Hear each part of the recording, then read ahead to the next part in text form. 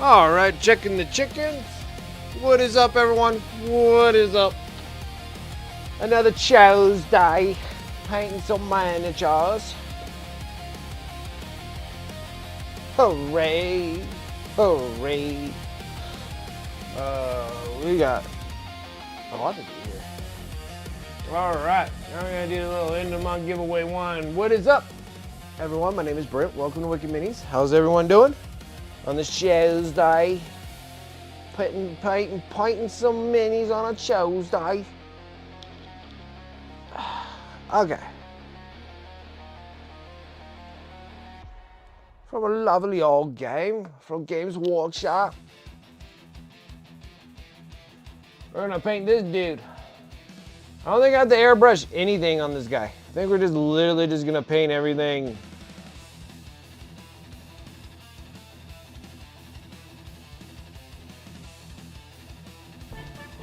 Already? I'm not even hungry yet. Alright. Tavon, what's up?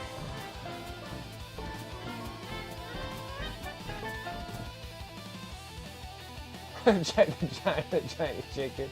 What is up, Tavon? How you doing? What's up? What's up? All I got is just literally just a prime miniature in my hand. We're gonna start painting this. It's like square one. We're just gonna start this. Things that I was working on.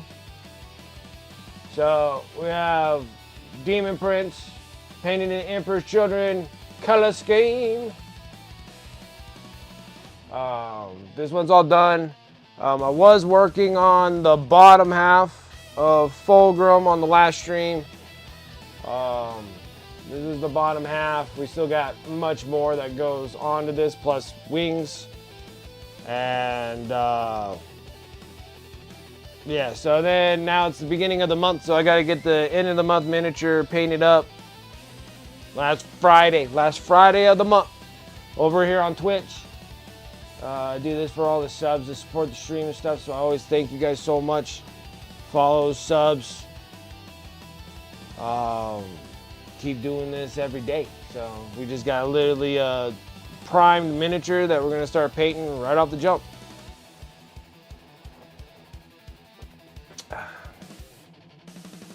How long? Well, a dude like this, well, there's a couple things. All right, so if I was painting a normal miniature, I can normally do these in like 4 hours. Like literally, I could do one in 4 hours to make it like paintable, nice, going on the tabletop, you know, playing the game or whatever. I could probably finish one in pretty good detail in about 4 hours. When I'm doing things like this, I'm doing them more into my giveaway models that I do at the end of the month. We're going into like, I'm practicing my competitive game of going back into painting competitively again for competitions. So I'm gonna do some different techniques and styles that might take a little longer than usual. So we should be able to wrap this dude up in about maybe 3 streams, so about 15 hours. It's gonna be a diorama theme, so we have a plinth right here. So it's gonna be staged. So it's gonna be a staged character, not a character that you play with, kind of one that you put it on the shelf, okay? And since it's a cruel boy, so they're kind of like swampy, like they're orcs that live in the swamp. So this dude here is, we're gonna make a whole swamp base and him kind of hanging out in it. Maybe a little tree stump here or something like that. Bunch of rocks or what have you, murky, mossy kind of thing, right? So that's what we're doing. Some miniatures. I wish I had something that I could just like, here, we got these. Trying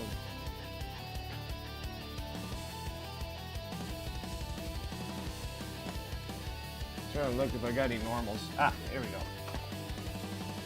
I got some normals. Like ones that I normally paint. A lot of stuff that's over on my like eBay store. You know, they're nice painted miniatures. Professionally painting these things for many years, but yeah, like something like this. Like normally, if I'm sitting on the sofa watching TV and stuff, I could probably hammer one of these guys out. Probably in that day, maybe 2 days of maybe like 5 hour goes at them. It's block.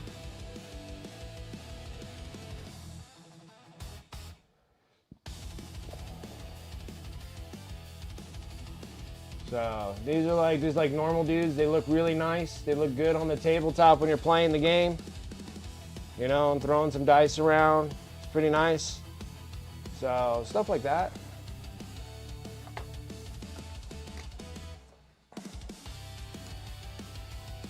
And then you got like ones that I put in like 40 hours plus. I can't remember. It's got to be 40 hours. This is one that I did in like 2023 when I was trying to go into a competition piece too. Didn't see the light of day because I didn't really do a whole lot on the base.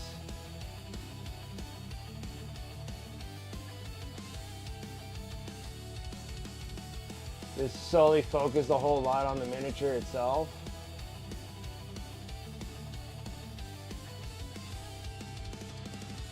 Stuff like that.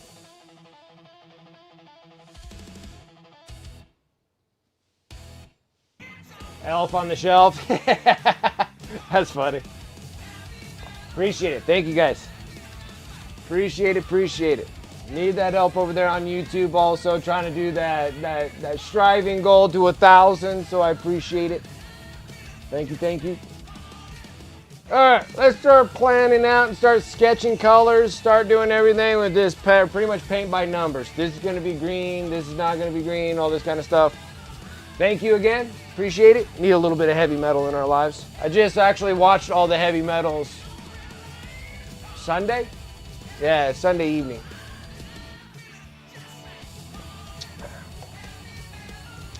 So, let's get some colors.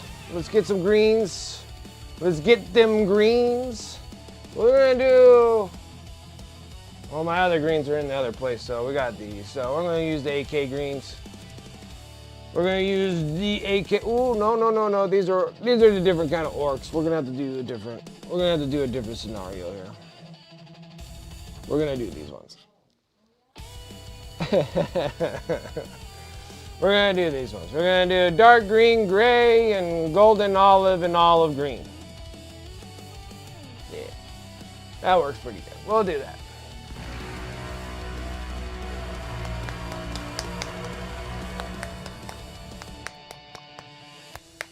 It's like 1999. Yeah.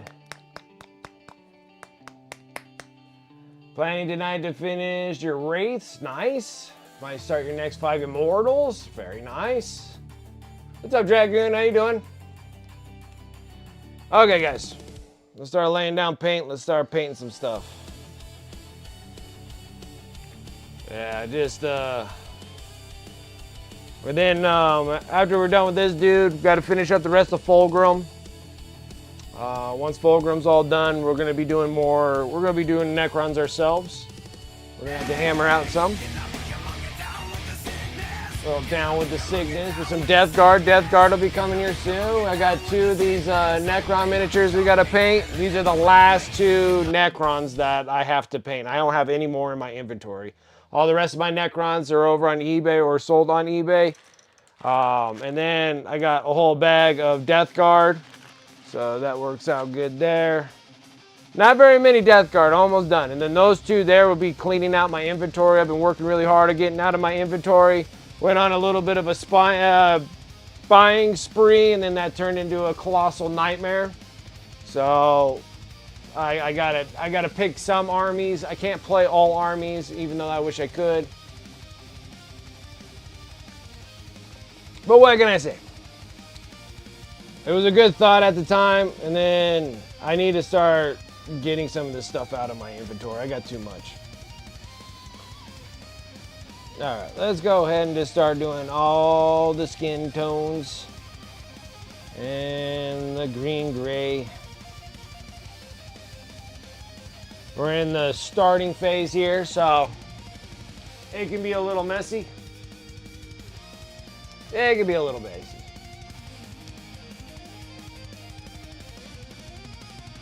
And I've painted a million freaking miniatures. It feels like I painted a million. I know I've probably painted 1,000 miniatures.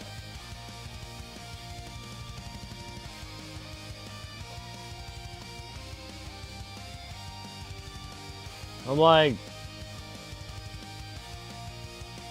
kind of slightly excited that GW, like Games Workshop, that's the creator of these games and miniatures. And it's an awesome tabletop game. Like, you guys haven't played it, recommend trying it. It is a lot of fun.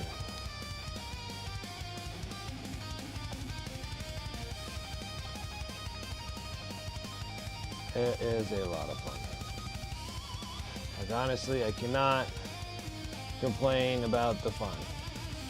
But yeah, you gotta buy these miniatures, you gotta put the miniatures together, and then you gotta paint them.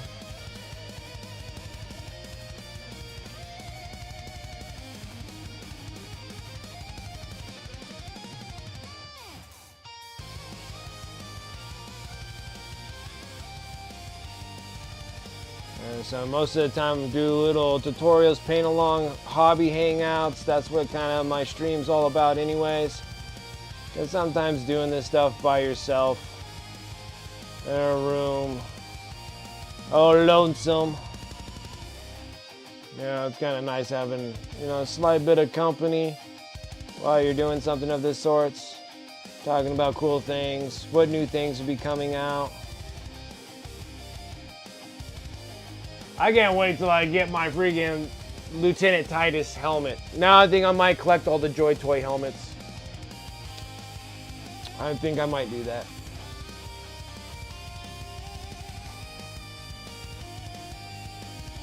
They already have like 2 other helmets.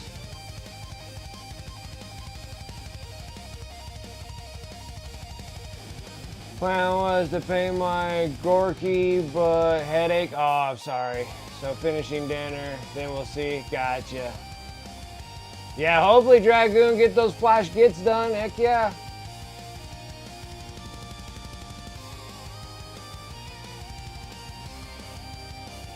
My plan was to paint, okay, seriously debating if I want to build and paint the new Nightbringer. Yeah, that's a cool miniature.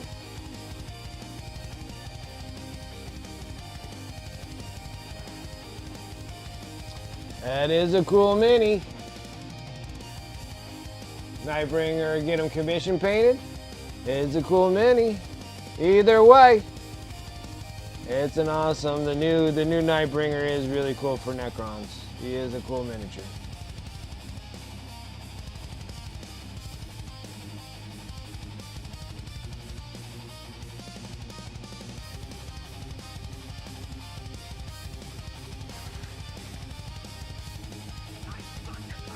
Antifreeze coming in with that sub. 63 months. We have already made it past the...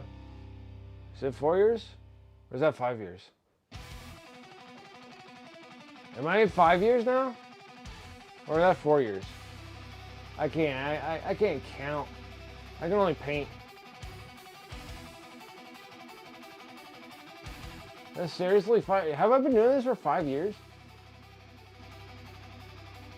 Nah, I haven't been doing this for 5 years.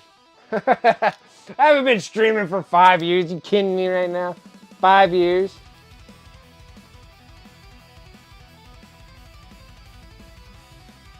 Oh my gosh. So this October I'm gonna be celebrating 6 years? Nah, I haven't been 6 years, has it? I guess I did. Did I start in 20? I guess I did start in 2020, huh? Boy, that's some time. That's some time. Hopefully 2027 rains greatness on me. I'm trying really hard. I'm gonna try paying off all my stuff, get things prepped. June, July is whenever they do the hotel thingy in Wisconsin for Adepticon. I want to get one of those rooms. And then I need to start planning miniatures. I need to start doing that now for next year. Like Adepticon happens in like what, 2 weeks or so? End of this month, whatever. I need to start planning for next Adepticon. I need to start picking out miniatures. I want to do like at least a minimum of 4. Like if I could do 4, that'd be great.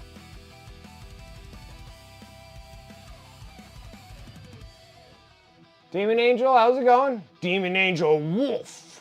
What is up? Space Nifty, what's up?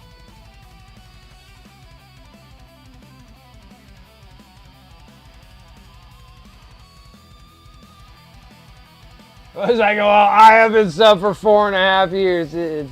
I guess I have been. I guess it's been 5 years. My word. Before you know it, I'm going to look like that old dude from Tales of the Crypt. Just be like, oh, welcome to another episode. Paintings and miniatures. With my little fucking, I'm all old and shit and little bony fingers. Can't hold on to anything because I got like extreme case of arthritis.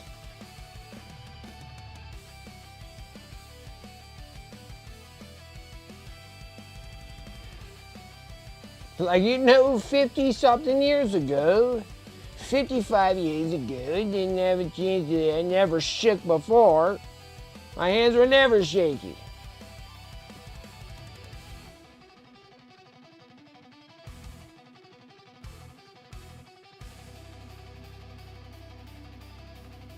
They're Patton? Hey brother, how you doing? I'm doing well, how are you? Yeah, it's been a while now. Like, yeah, it's time for you to go get a life. I'm like, yeah, absolutely. I need to go get one. Still looking. Gotta say, I'm part ginger, guys. It's gonna take me some time to find things. Gonna take some time to find some self-worth. Still looking for my soul. Not sure where it's at. I think my wife was just insulting me.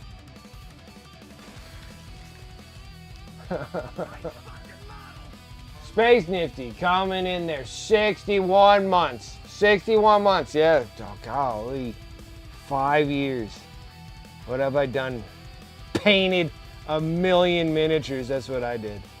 That's what I could put on my... What did you do this whole time? I painted 1,000,000 miniatures. Gotta say, at least 500 miniatures per year. It's 2,500 miniatures in 5 years of streaming.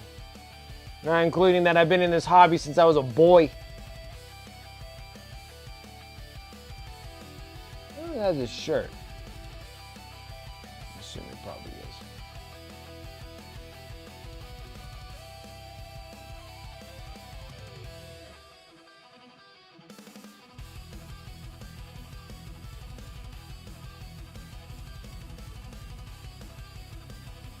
What do you mean before you know it? I thought maybe that guy was your dad.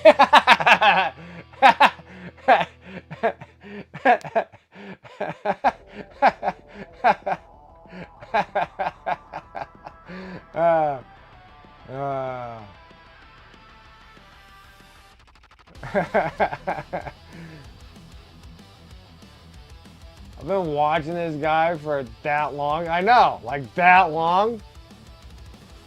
Taking a bit of a break from painting. Understandable. Understandable.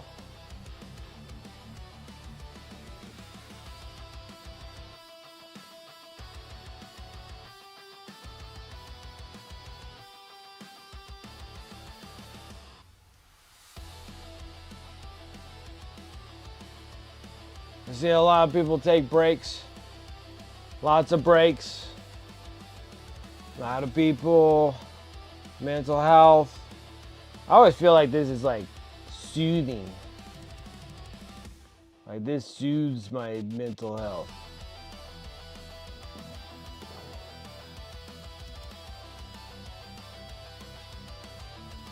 But yeah, I understand. I don't think I've taken a break. I think all my breaks have been taken. I think if I don't do something, I'm just gonna get myself in trouble anyway, so probably just best to keep going with it.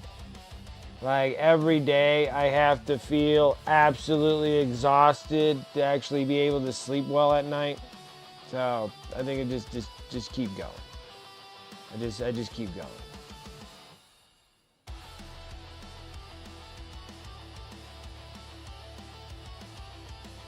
Is he wearing gloves? I don't think those are gloves.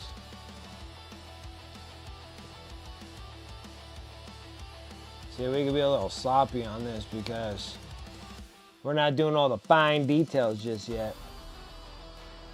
I don't think I have a whole lot of like much of stuff to do here.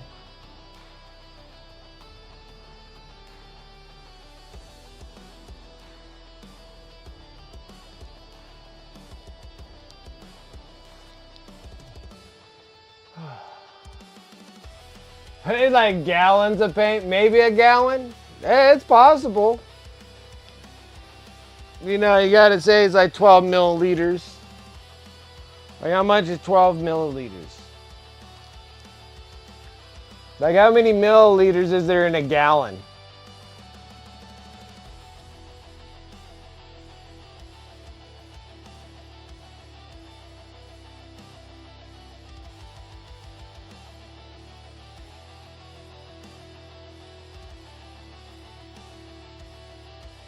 Is it like 1,000 milliliters? Okay, there's 3,785 milliliters to a gallon. Okay. So that means that I would have to go through at least 3... I don't know. That would be at like 300 bottles of paint. It's possible, but I think it might have to be somewhere like that. What, 3, 7, 8, 5, divided by how much are in these things? 22 milliliters? 172 bottles. 172 bottles of paint. Not quite there. Not quite there. I don't think I've gone through 100 bottles. What? What are you running? What are you doing? I got it. Silly boy.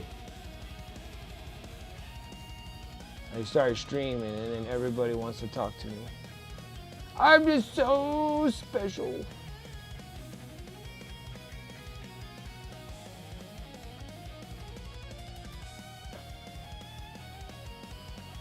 You have a bit of a problem? I feel like I have hit a ceiling with my skills and brushes. I've been painting lightning on power swords and I couldn't for the life of me get the lightning to look the way I wanted to.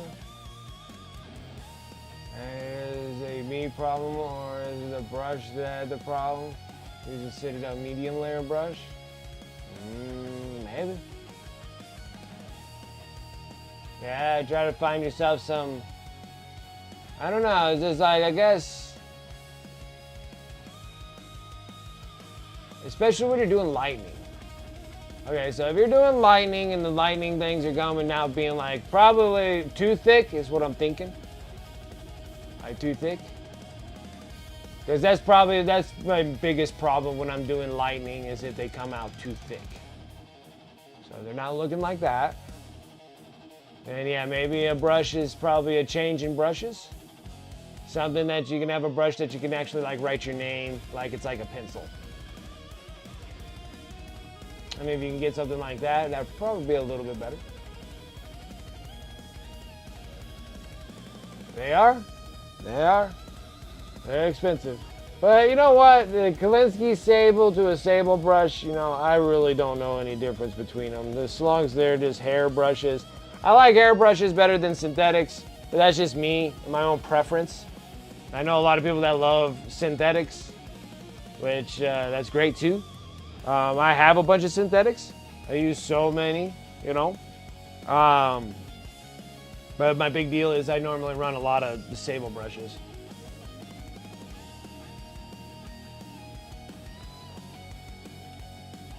Thing I like about GW brushes is they're chisel dry brushes. I love these ones. Like they're chiselly and they stay chiselly. I like these ones. They're like another like dry brush. They call it a base brush, but I use them as dry brushes. I love them. Like, but that's the only thing I have for G-dubs. Like, I have other G-dub brushes. I just don't particularly like them. Like, I got a bazillion of these things. Let's see here. This is a base brush. Kind of weird looking brush. I don't know what to do with them. I got like a million of them. This is a layer brush. Has the craziest curly Q. Look at that thing. Look at that. That's a manufacturer defect right there.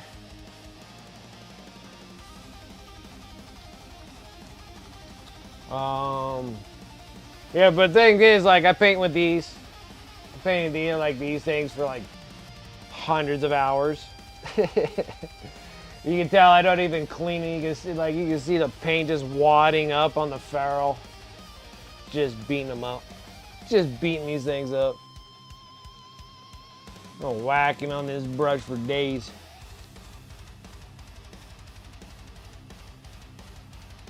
I don't know, maybe he is wearing a shirt under there. I don't know, maybe he ain't.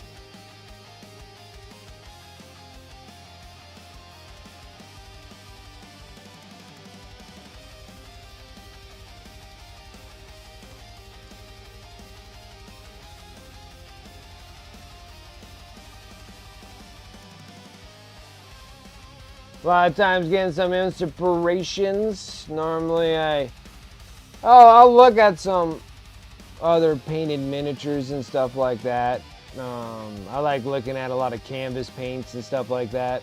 Like canvas painted miniature, or canvas paint, not canvas painted miniature, just canvas paintings. Seeing what kind of things people are doing. Look at all of those things to get some inspirations. Maybe some ideas on some new techniques. I'll be on doom scrolling on Instagram for days, looking at all these different painted miniatures.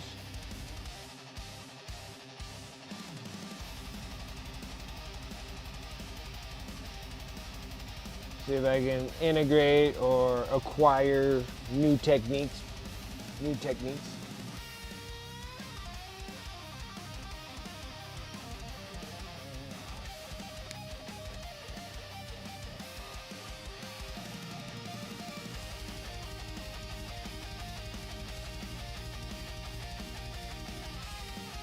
For base coats, yeah, for synthetics.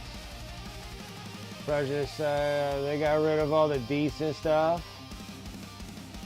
See if it's okay to go through them. I really haven't been there in a while. Yeah, I haven't been to Hobby Lobby in like over a year. No artist touch anymore?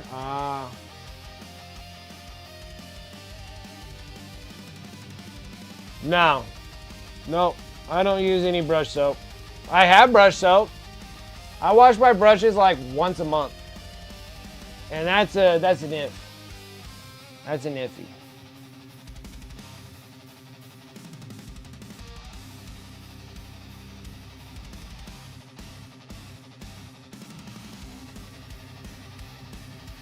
Hey, maybe that's a problem with something.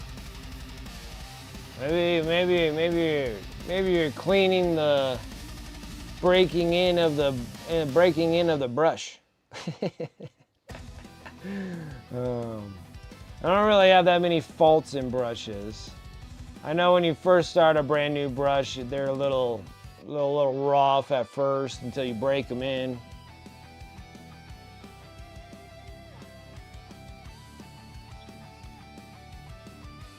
But yeah, once I'm done, I rinse out my brushes, I dry them up, I put them off to the side here. I do not go into a cleaning process. I start cleaning my brushes when my brushes are acting up, like when they start splitting. I'm doing like forks and whatnot, like when they split and stuff like that, I'll start cleaning them.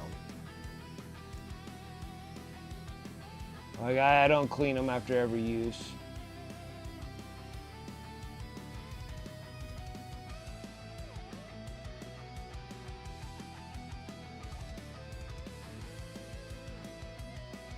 just want to say.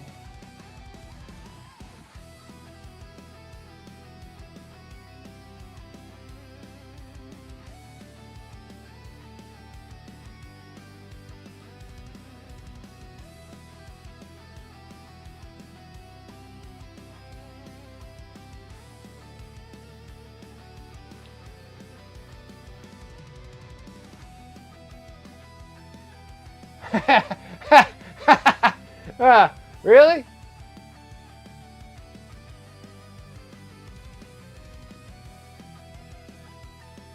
Staying alive with the brushes by so much?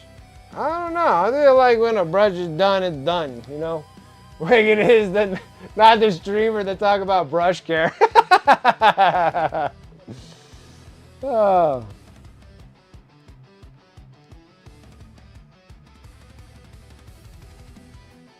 I mean, shoot, my last pair of Foxbite brushes lasted me like over a year. Like over a year. Should be washed after every use? Oh, please. Oh, please.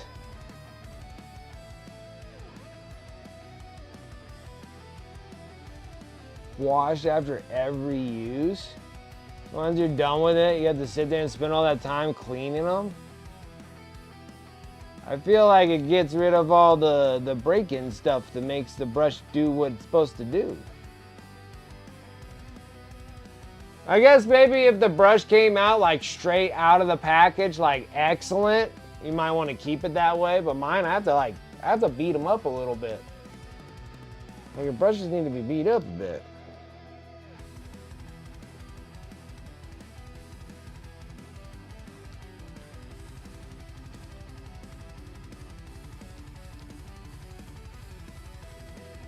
Like some of my best brushes need like a 1/16 of an inch of build up paint right here on the ferrule. You can't get any more paint in the ferrule.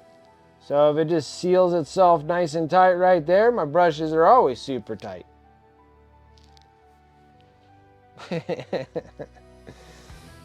My logic might not make sense. But then also, like, I paint like hundreds of hours. So you gotta say I paint by 3 streams. 2 streams are 5. So that's 10. That's 13 hours just in streaming hours of painting. So streaming hours of painting, that's 13 hours in 1 week. Then I paint like 4 hours Monday, 4 hours Wednesday, Thursday. So that's 12 hours. So that's 20. I'm already 25 hours already in just a week. Like 25 hours of painting. And then Saturday, I'll do like 8 hours of painting. So, what? Where was I? Like 30 hours. So I'm like 30 something hours every week that I paint.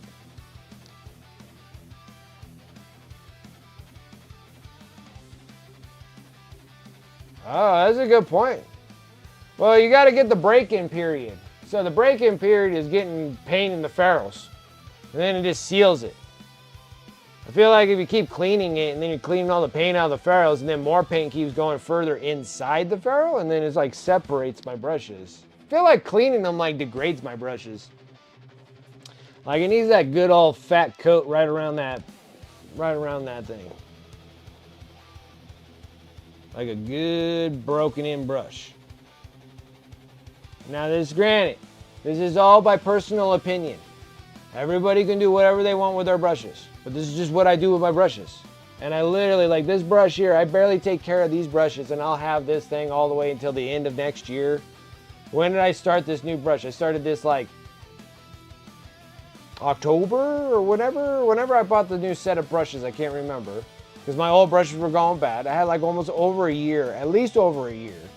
I clean my brushes like maybe, anytime that they start giving me a problem is when I start cleaning them.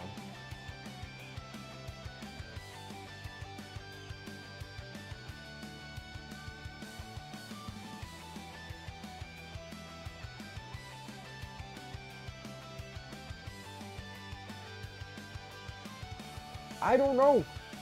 Like, honestly.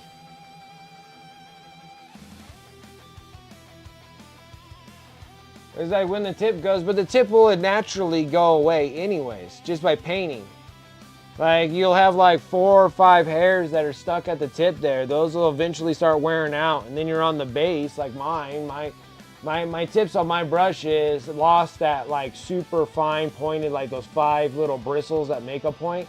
They're already gone. Like, those naturally just go away anyways by just painting.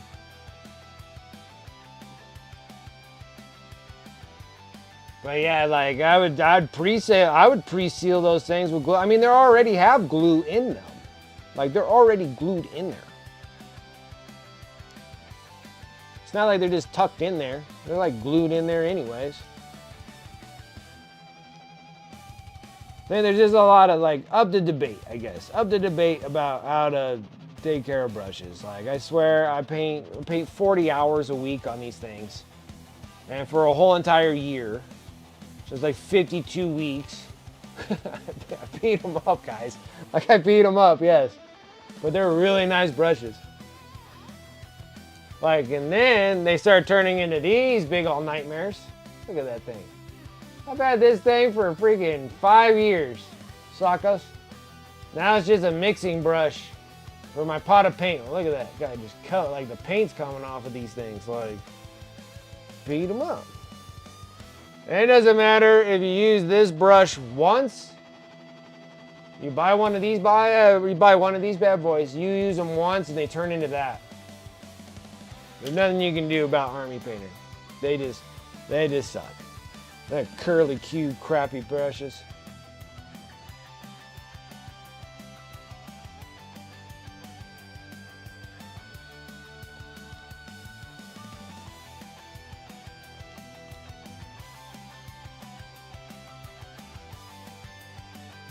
Yeah, I couldn't sit there and clean my brushes after every use.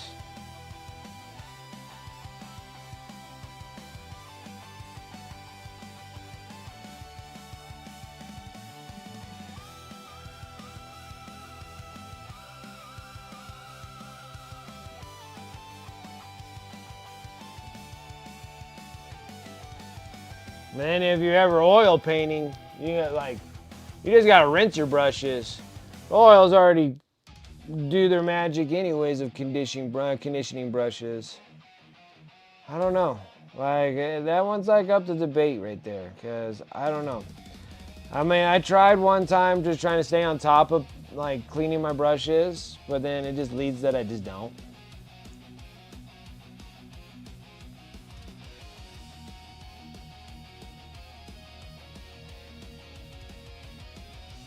But I do have my brushes for a very long time.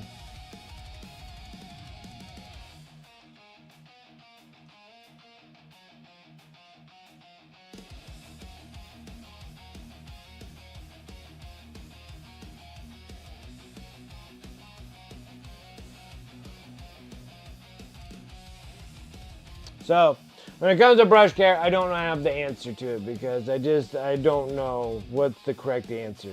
Clean your brushes, possibly freaking maybe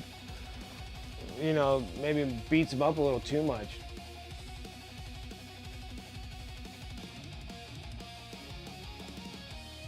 Like, does brush conditioner leave like residue? Like, they want you to put it in the residue. Like, you have a little bit of residue in your hand while you're cleaning your brush.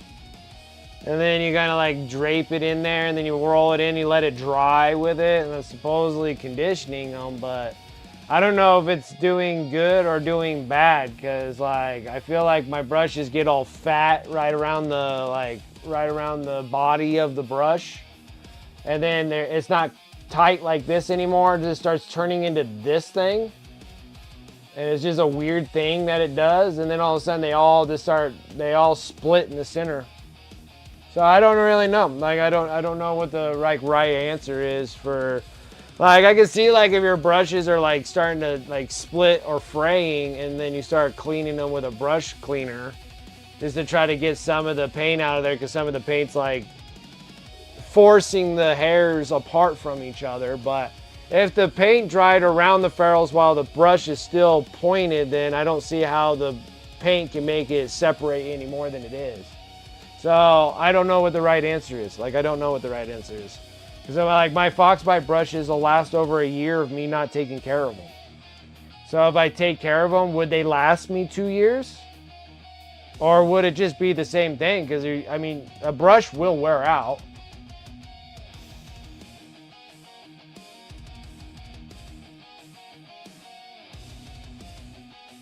Yeah, see, like, I just don't know if it, like, I don't know. I don't know. I'm going to have to start one and go, okay, here's a brush that I clean like once a month, and then here's a brush that I clean like every use. That means I'll be cleaning that brush every day. Every day. I just can't believe that washing your brush every day is good. Maybe if you're like someone that just paints over the weekend and then you clean your brush so it's good for the next weekend, but I brush, like I paint every day, so I got to clean these things every day. I just can't see that doing that great to yourself. Like it's like shampooing your hair with no conditioner, you know, it just starts fraying.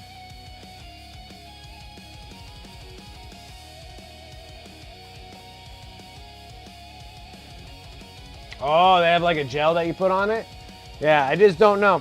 Like, I don't know. And I'm not that great with my brushes anyways. I always tell you guys I destroy my brushes all the time.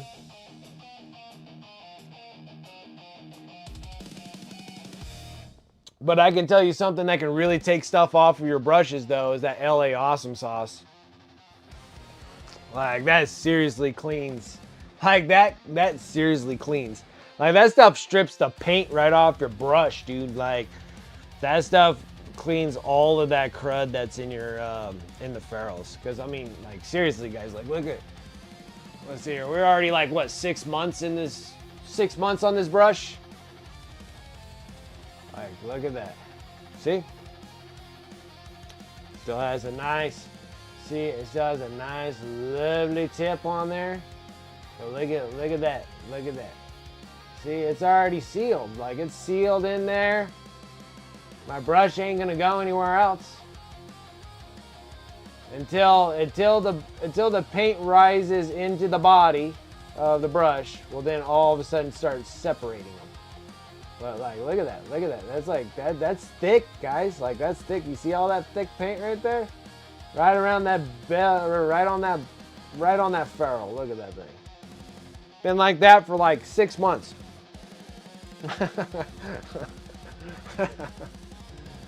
Still got a tip. It's not like it's separating. Had these like arrow tip brushes for like 3-4 years. They still got a tip to them. They're thick. They're beat up, man. I don't know. I don't know the answer. I can't answer it. I don't know what is the right answer. I guess the right answer is clean your brushes, but I don't. And my brushes work good. And then everybody that seems like they're doing stuff to their brushes or having difficult times with their brushes. So I don't know what the right answer is. Whatever you guys feel is right, that's the right answer. Because mine is I rinse mine. I think the other thing that really screws up brushes too is when they sit upright. Like when they sit like this. Like, all my brushes are laying down. Like, all my brushes lay down. I never have them sit upright. I feel like that might weigh them out. Maybe. I don't know. But all my brushes are always on laying surfaces. Brand new brushes, I don't mind them being upright because they've never been used. Once I start using them, I lay them down.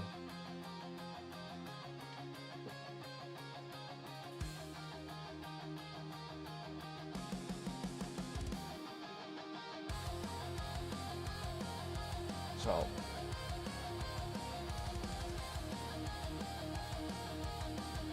I gotta try that gel that you just dip your well, the thing is, it doesn't do any good for me because I'll be painting with these brushes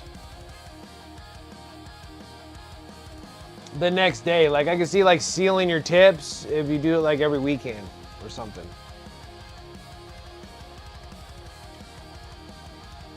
So I always kind of feel like there's a difference in like the scenarios, I guess. Uh-oh. Oh, Sarah. Oh boy. Ready for me to die from some heat, guys? The wife. I think I need to warm this thing up. She has like, ew. Ew. Pulled out a long, old wifey hair in this. Gross.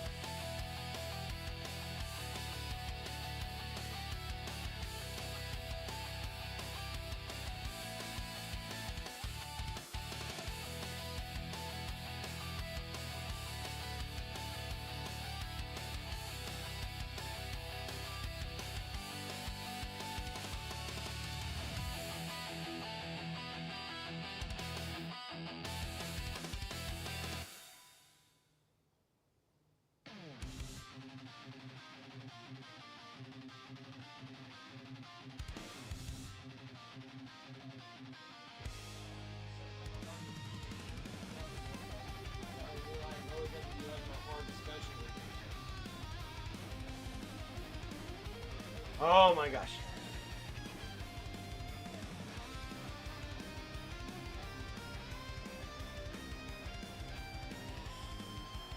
Intercrack. Oh, this is the magic gel. The magic gel. Magic gel for brushes. See, these are like the things that I need when I'm gonna start up my own online store. You're like, here's all this stuff.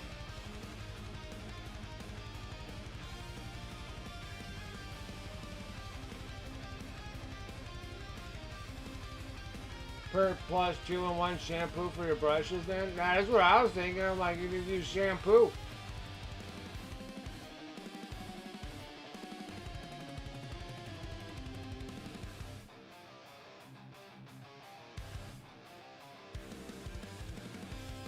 big old bottle for $2.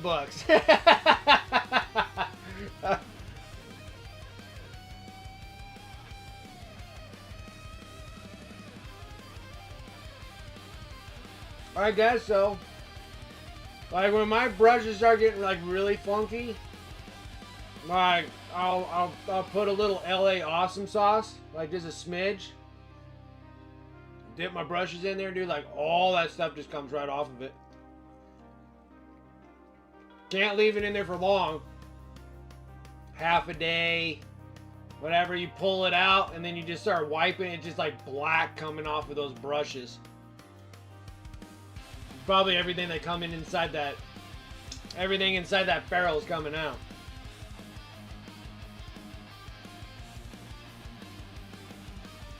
It liquidates all that paint.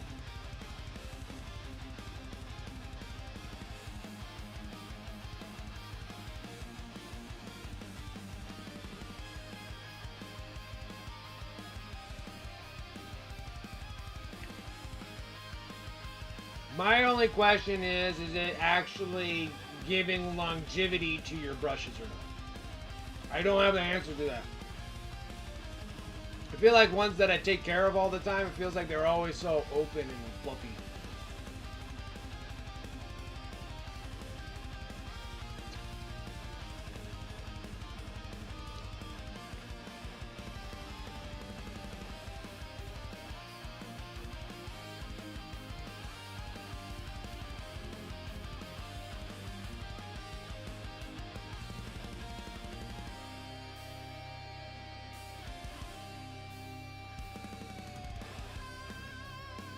Paint everything with an airbrush.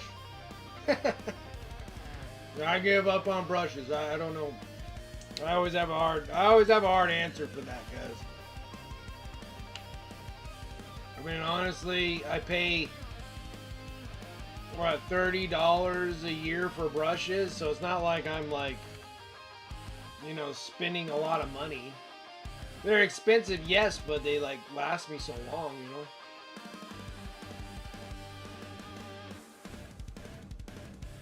Slow Glass, like mane and tail shampoo. Yeah, like I think like any shampoo would work. And I don't even think you need a shampoo. I think you just need a conditioner.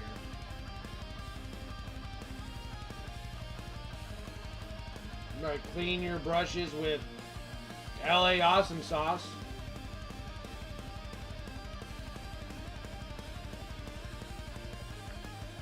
And then like put a little shampoo conditioner on it.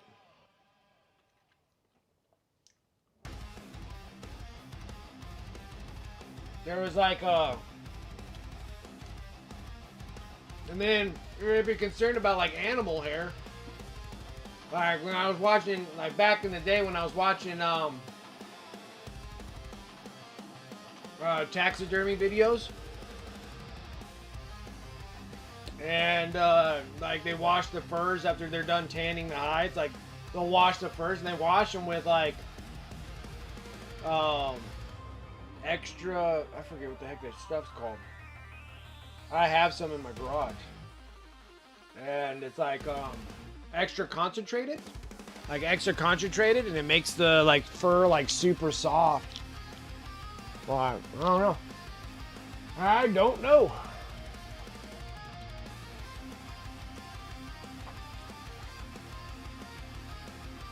That's my go-to paint to use. Go-to paint, most of the time I'm painting with Pro Acryl, except for today. Paint with AK. That's what this color is AK. A lot of times I am painting with Pro Acryl, like my Fulgrim.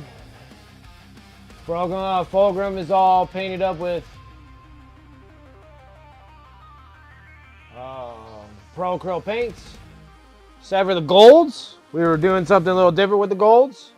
I've been using these Dark Star molten metals. These things are freaking awesome. Such amazing true metallic metals. Like they are absolutely stellar. Now I'm super happy that I bought those.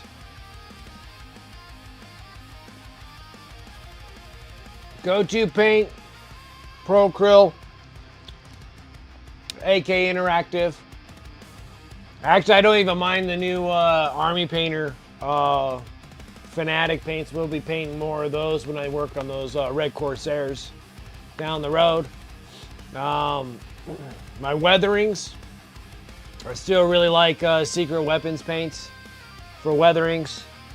Mr. Hobby Oil Wash, but Mr. Hobby, I'm having a hard time getting those oils, so I'm gonna start doing what 46 and 2 is doing, is taking black and like burnt umber or whatever of oils and actually just start watering them all down and shooting them out of an airbrush. Start doing it that direction and then start pulling it away.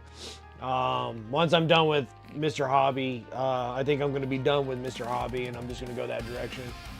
It's gonna cost effectively. It's gonna be super cheap, like super cheap.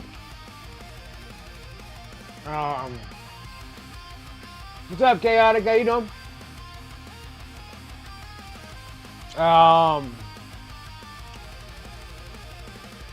What else was I talking about?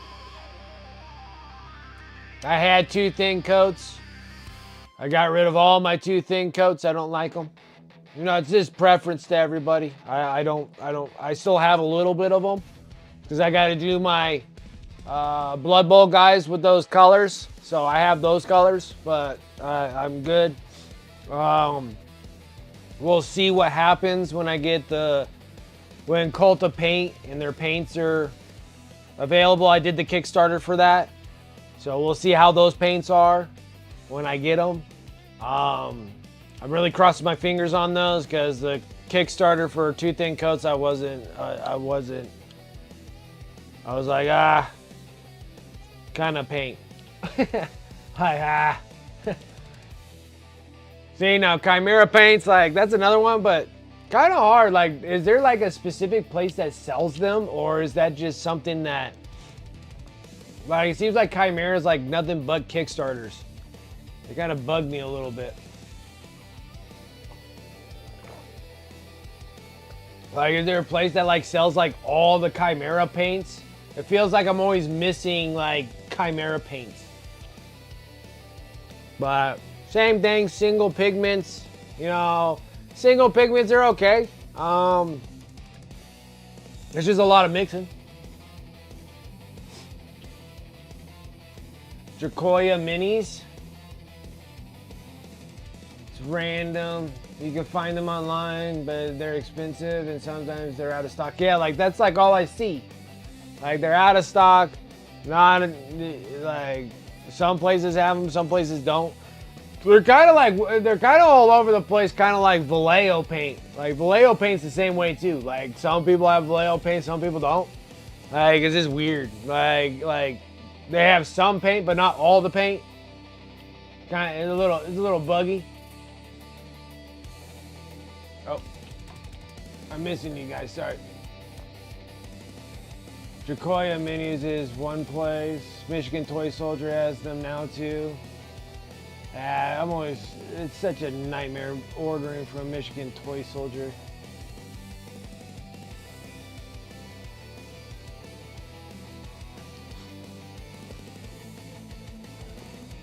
Anyways, that's why I'm almost kind of feeling like I should just open up my own online hobby store and have like everything. I don't want just some things, I want all things. And then doesn't like Scale 75 have a heavy body paint? It seems like their heavy body paint's like all gone. I don't have like any heavy body paint. I was gonna get some, but then I have the Liquitex heavy bodies, and I think we're gonna test that on the next miniature for next month. I'm gonna do another Stormcast Eternal.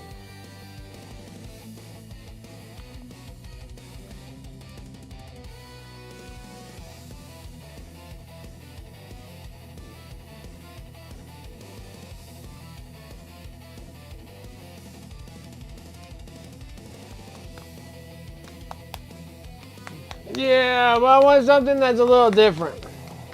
I need a little different. I don't need a whole lot of the same. I need a little different. Like Pro Krill is great, but they're missing some things. They're missing some reds. They're missing purples. They're missing,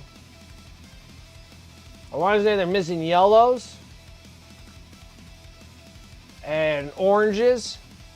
Like oranges, yellows, reds, and purples. Now, if you want magenta-based purples, Pro Krill's right up your alley. But if you want like purples, like odd shade purples, like Pro Krill, or no, like Army Painter, like an alien purple, like a purple, like these ones, like oozing purple, like toxic boils, like purples, you know what I'm talking about?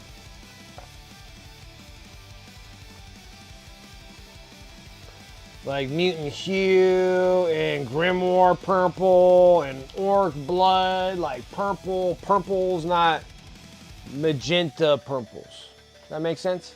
So it's like I'm missing those. I'm missing reds. Like I like Pro Krill has great. Like they have burnt red and both pyro red. Like they're beautiful reds. Like I love those reds. And now they have like red oxide now. And I think they have an orange red, I guess. But it's like I'd kill for like a dragon red. Like I'd kill for a dragon red. Like they're both pyro red. So they're both pyro red. It's just like in between these two, right? It's a great color. I love it. But like I really need like a red and I need like this red and I need like, hell's the other red? Is that it? Maybe some brighter reds. Even their burgundies are almost those colors. Like vampire red. Like I need a red. Scale 75 has great reds, but well, they have great color reds. They just don't hold up well. They're very transparent. My problem with Scale 75, like they got like badass reds. Like these are like solid, awesome. Like this is where you like get the reds, like when you're at like the lipstick area in the like cosmetics. Like Scale 75 gives you like these kind of reds. Like they're awesome, but they're so transparent. They're killing me. They're beautiful. They're beautiful, but they're transparent. They're so transparent. Scale 75 paints are just super medium base. Yeah, but even that black red is not really black red. Like I was testing it out. That black red is like, see, like this is the black red. That's the color. There's burgundy. It's just like a touch darker than burgundy. I think like where's dark burgundy? Shit, that's almost dark flesh. Almost dark flesh. There's a dark burgundy. Oh, there's a dark burgundy. Okay, so it's like in between these two colors right here is that color.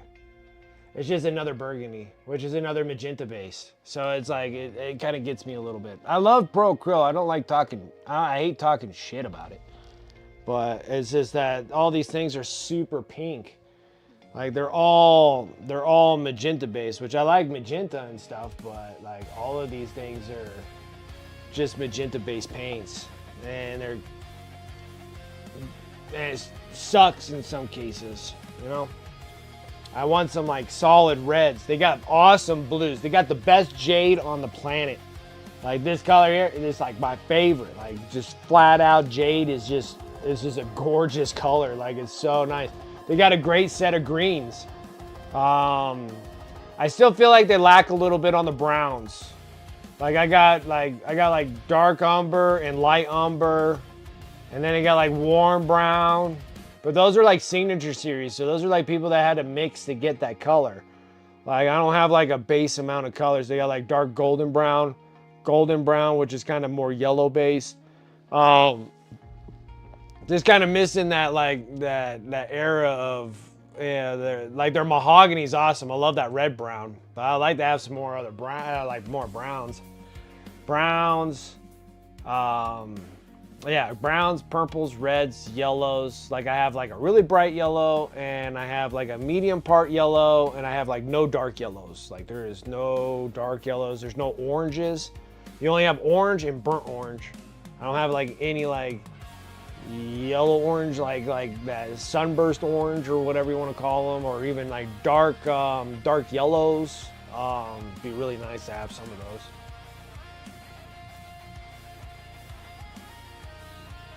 Has like a texture like sun, right? Yeah, it's like where is it? I know it's here.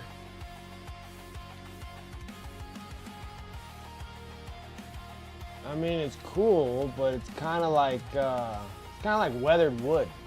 That makes sense. There it is. See, golden brown. That's golden brown. That's how it dries. It's like wood. That's what it looks like to me. Like a nice fine pine, you know? Nice fine pine. But I paint with Procryl all the time, so I can't really, I guess I can't talk smack because I use it all the time. I use it all the time. These are things I want. I want these things. All right, I got 15 blues. All right, got all these blues, got all these greens. I want a whole bunch of reds, and I need a whole bunch of yellows. And I need some freaking browns. And I need some serious purples, like purple, like dark purple. I need violet. Like I need violet purple. Like I need violet. I need a violent violet. That's what I need. I need a violent violet. That's what I need. I want a violet that tastes like violet. You know, just like violet. Like I need that. Never a frown with golden brown.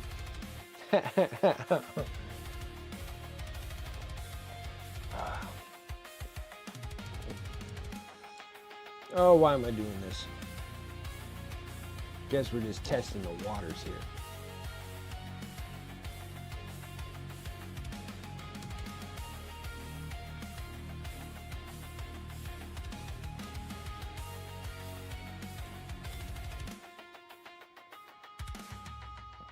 That's why I kind of like AK Interactive, even though you don't get that much paint.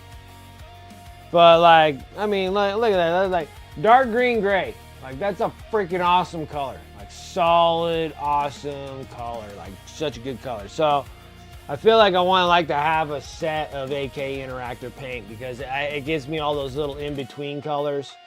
Procryl was meant for exactly how, you know, Jay says it. Like he says like these are for mixing to what you want to paint. It's great for doing a handful of miniatures, but it is very tough on a full massive amount of pointage of armies. Which I've done it. It just takes a little effort there. Trying to make sure that you have a consistent proper shade of colors. But if you're doing like busts, like okay, Procryl's right up your alley. Chimera's right up your alley with all those mixing paints. But if I'm painting like 2,000 point armies, painting 200 miniatures of something, I need to make those colors look exactly the same. So the mixtures have to be appropriate. You have to sit there, you have to mark them. Got to make sure that you got the right mixture ratios. So we're making sure that we're painting them right. There's not something that already has that in-between color, the triage or whatever you want to call it. Okay, enough of that. Let me get into some of this other stuff.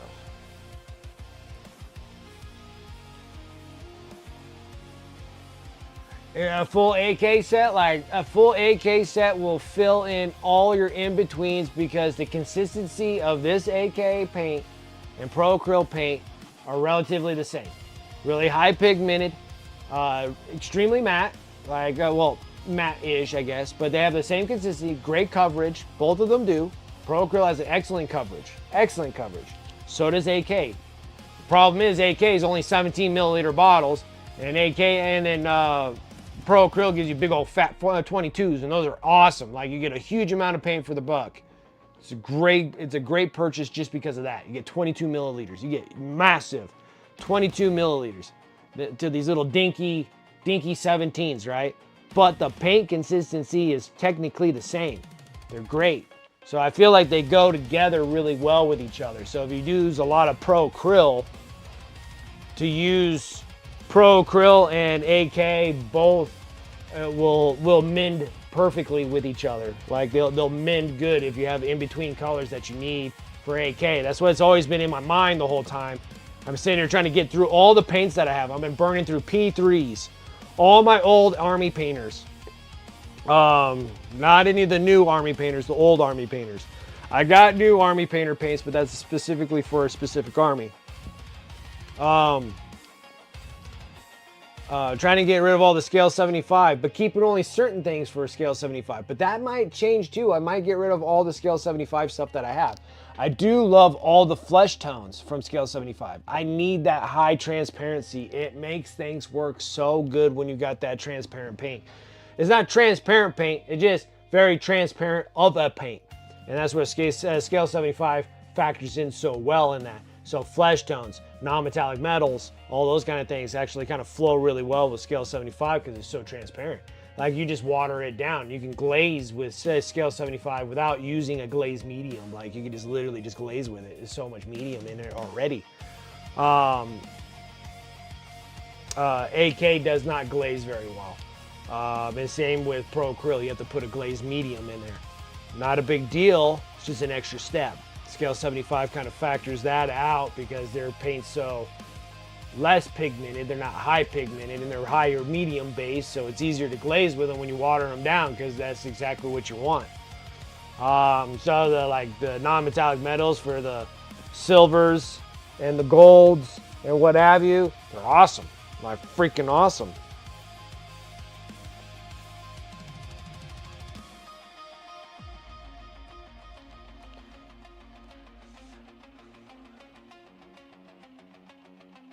You get rid of all the rest of your paint stock that's not Pro Acryl. See, and then like the one paint that I don't use is Vallejo. Like I've never used any Vallejo, so I can't really, I haven't used Vallejo, and I haven't really used like ammo MIG paint. I want to say I have an ammo MIG, but I don't think I have an ammo MIG. I think that's an AK paint. So like ammo MIG and Vallejo, I've really never used any of those. I haven't used any of those kind of paints.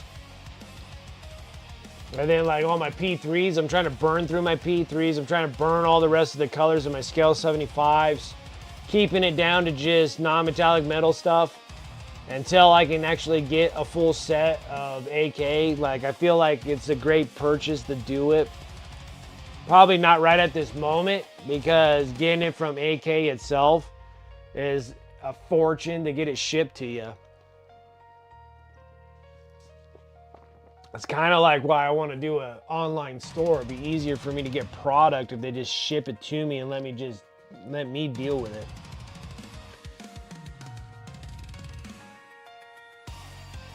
Oh, why keep I dipping into this? Okay, let's change our attitude and get into something.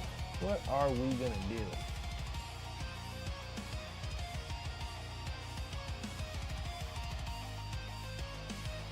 All right. So what I'm gonna do is actually gonna paint all of his armor in burnt orange.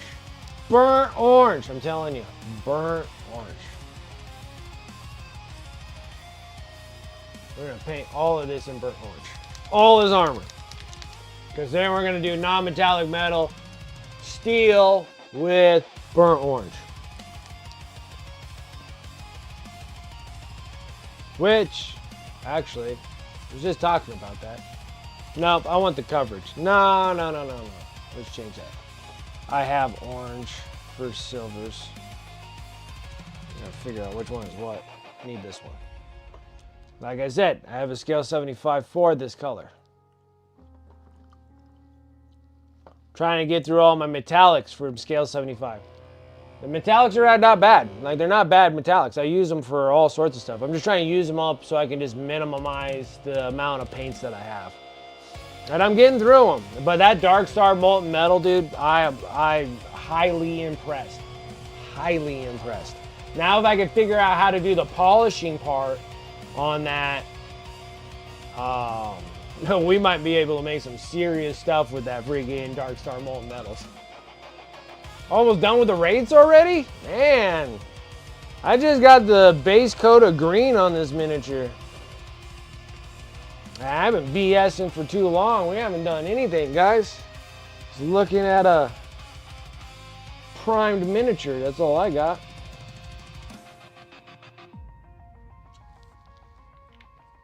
All right.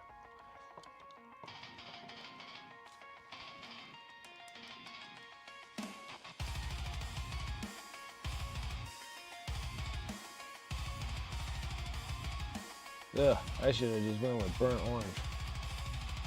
Ugh. Ugh. Ugh. Look at that gross. Looks like a bunch of orange boogers all over this thing. Nasty.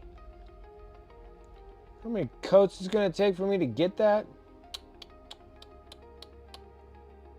No bueno. Let's stop that. That ain't gonna help nothing. See what I'm saying? Scale 75. Look at that. Super transparent. You can see the black right through that. Right? Of course it's orange. Okay?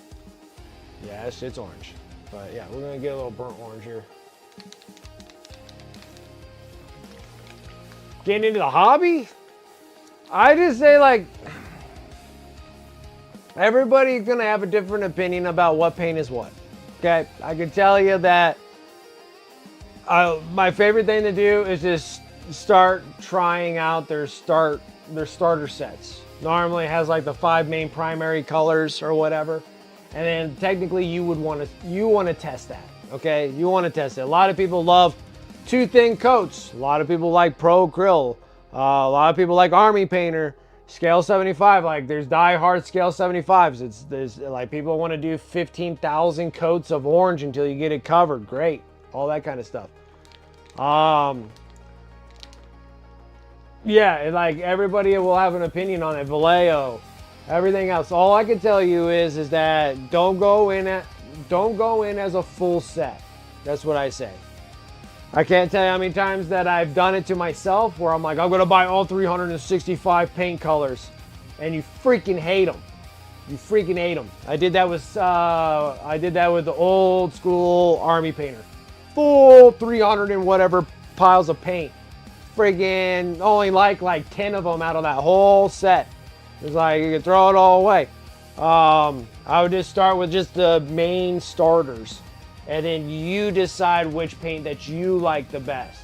Everybody's gonna have their own opinion on that one. Paints, brushes, all those. Everybody's gonna have their own opinion on it. All I can tell you is like, get the little starting set of Pro Acryl. See if you like them. Then it's no hard feelings if you bought like a huge set of them. Then you'd be like, you have a huge set of paints that you don't like. So I always say just get those little small sets. Scale 75 has a small set. AK has a little tiny set. Pro Acryl has a tiny set. Army Painter has a tiny set. I would just get those and see if you like them. Then you're not out a whole bunch of money. You know, the things are only like 20, 30 bucks. You get a little small set of them and then see if you like the consistency, the flow of them, how they work, how well they do. I think that's like the best way of doing things.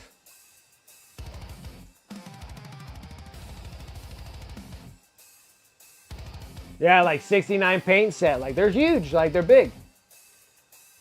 That should work to start. No, I say like little mini sets that have like 6 paints in them. So then you know which paint that you would like the best. And then if you like you get like a small set of AK and you're like, this is my paint. I love how it lays down. I love how easy of it is to use. Whatever it is, buy the 365 freaking bottles of paint afterwards. If you like the Pro Acryl, they're like, I think they're like 6 or 10 of them in their little set. The little set there, you go up, you love them. Oh my gosh, these things, they have great coverage, which they do have great coverage. They have awesome coverage. The coverage great, blah, blah, blah. Buy the whole 69 set, you know. But try it small first before you freaking buy a big old set. If I told you that Pro Acryl is like, I love that stuff. I do. I love Pro Acryl. It's a great paint. I love that stuff. But I don't want to deceive anybody by them buying, oh, I bought the whole 69 set and I didn't like that paint. I like it, but you did not. So I figured, why don't you just get the smaller set of paints and see which ones that you like.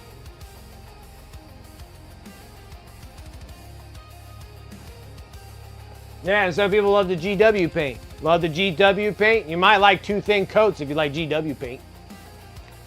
They're just bottled GW paint, you know, instead of pots.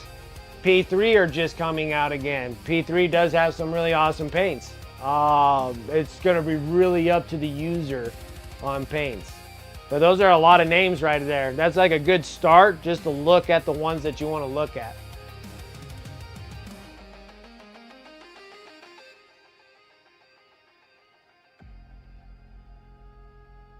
Like, avoid GW paint. There's a lot of GW paint I still like using. Sorry we set it up because that was what was available here, and I used the Citadel paint app for choosing colors. Now that I know more, would not use them. But my army painting schemes are so established I can't just switch. Yeah, it's tough. It's tough. But it's pretty good too. Pro Acryl paints are great. You don't have to thin them at all. That's true too. You don't have to thin out AK either.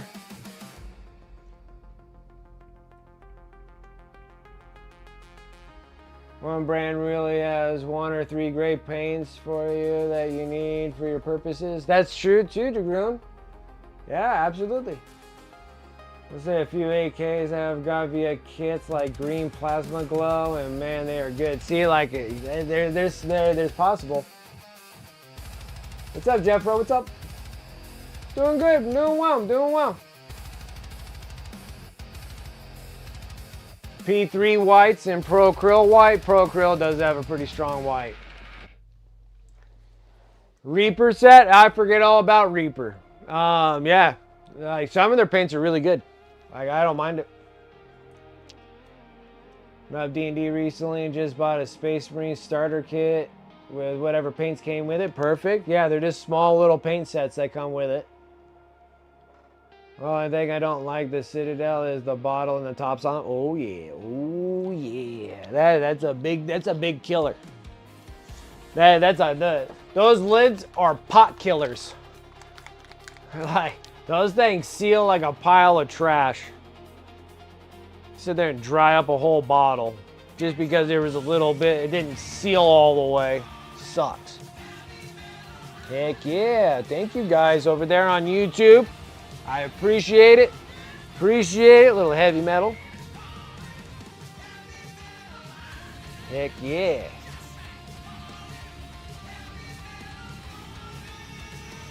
I appreciate that. Appreciate it. Citadel pots are super annoying. Spilling Citadel pots. My thing is that I thought I had it sealed and I didn't, and it's all dried out. Like, that's what my problem is. So you decanted all your GW into droppers. But hey, don't you lose quite a bit? I mean, you only get 12 milliliters of paint. Like 12. Everybody else is 17. GW is like, nah, we could do better than that.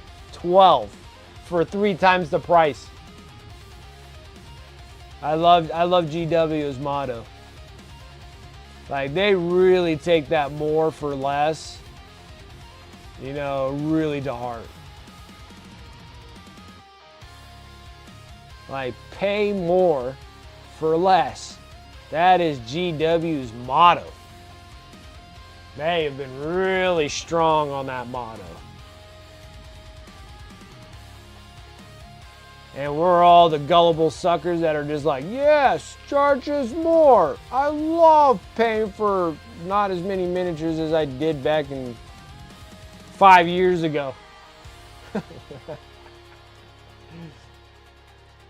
Yeah, the web palettes are great for long sessions. Like, I'm doing 5-hour streams. Web palettes, like, right up the jam. Like, right up the jam. Except for that wet pallets, like Pro Krill doesn't really like wet pallets too much. Like they do well enough. But some paints, like they get really watered down really bad. Like really, really bad.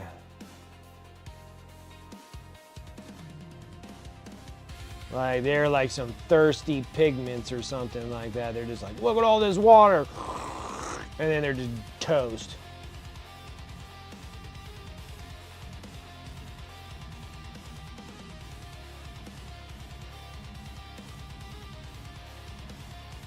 Then you decant it with like 8 to, okay, the 12 airbrush medium and then decant it. Okay, okay.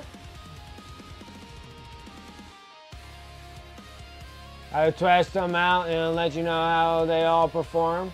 The thing is I like Pro Krill.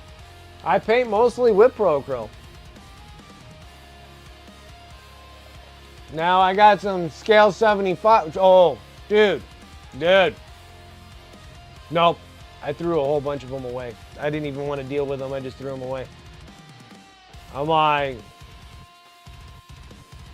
oh, I don't know. Hold on.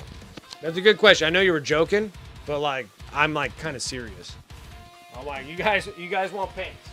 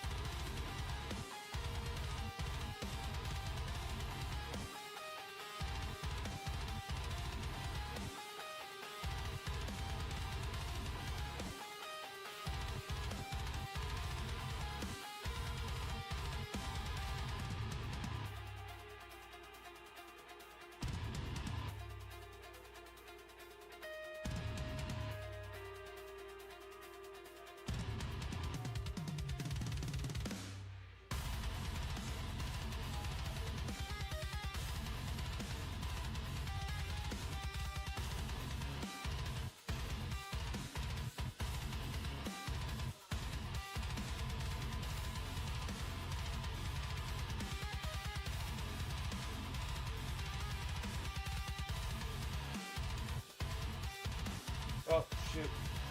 Nice.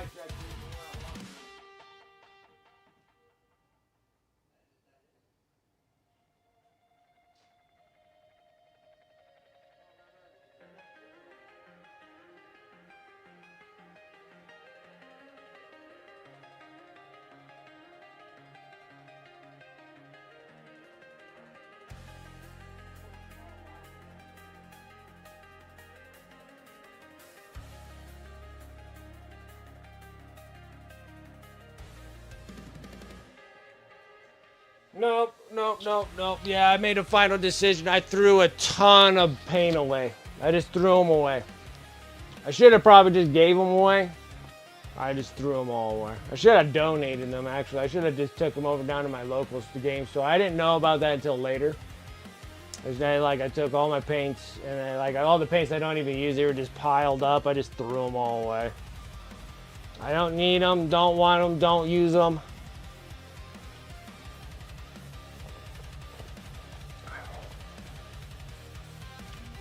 Like, I tried giving paints away. I'm like, dude, you guys can have all these paints that I've been trying to use up. And I'm like, I can just give them away. Like, I can literally just give a whole bunch of these things away. I don't use them like at all.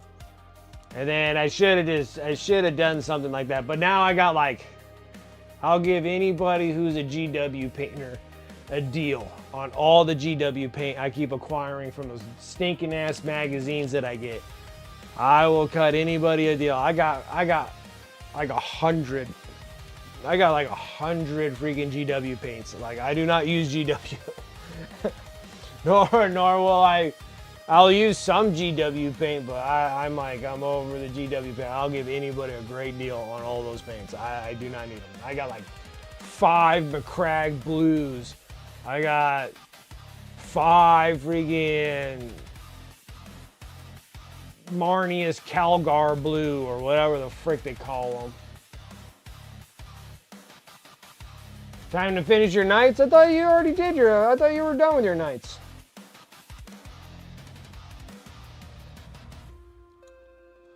I'm gonna paint all of these orange. So what's gonna happen with all this stuff?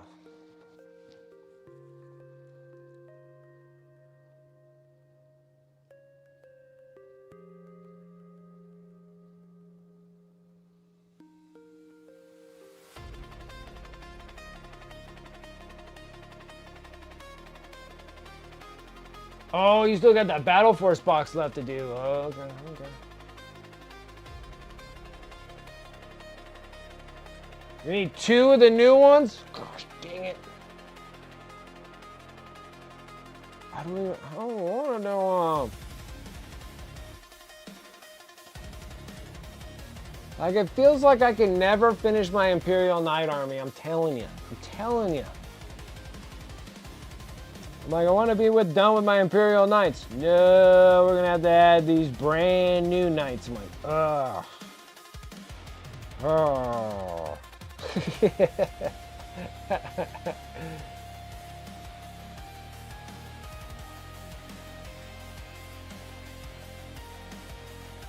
And then new Imperial Knight and Chaos Knight detachments are coming.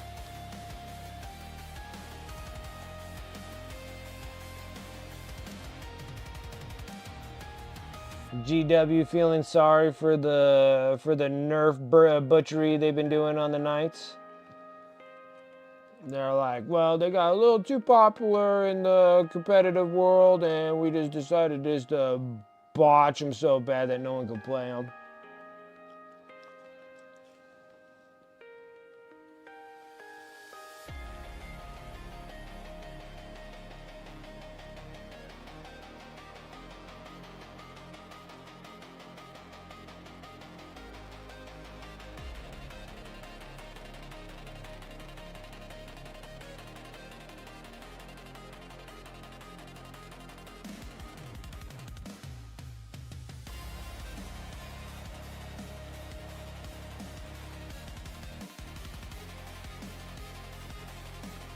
The GW way. They make a rule that's like super awesome, and then they take the rule away. Or they nerf it where it's so bad that no one plays with Imperial Knights anymore. Like, Imperial Knights are like everywhere for like months. I felt like it was like Imperial Knights for like a solid year. And then instead of just adjusting accordingly, they're just like, let's just murder the whole army.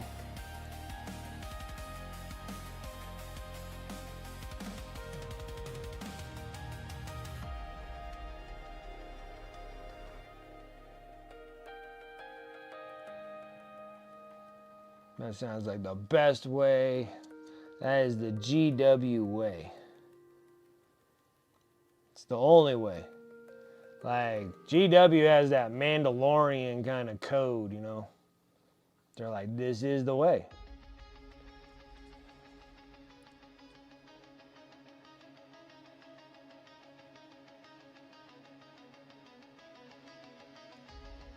Like, this is our religion in miniatures. And we can do what we want or please with them. And we don't care about your guys' opinion at all.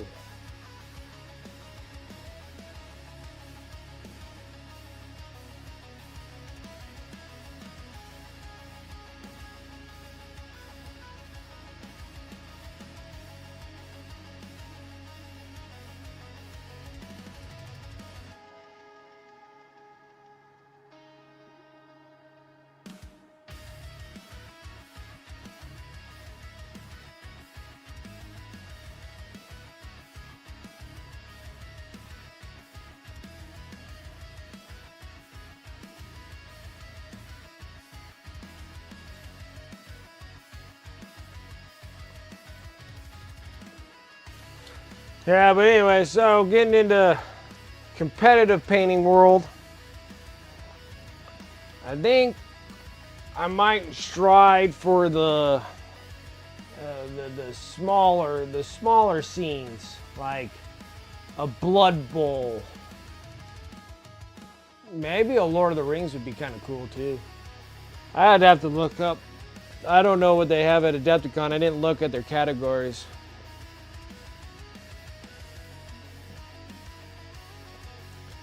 Thing like Blood Bowl. What was I thinking? Blood Bowl, Lord of the Rings, like Necromunda. I don't know if I want to do Marvel. That's Marvel Crisis Protocol, right?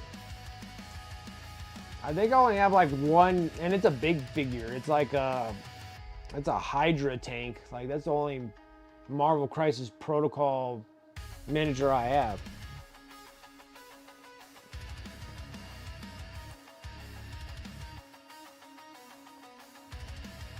If I had a better 3D printer, I would love to do like a Mysterium model. But I need a better detailed printer. I need one. I need one. And boy, were they freaking cheap during Christmas, man. I should have just pulled the trigger on that.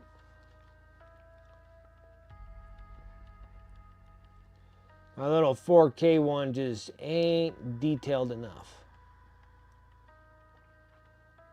Because I like to do like the resin beast.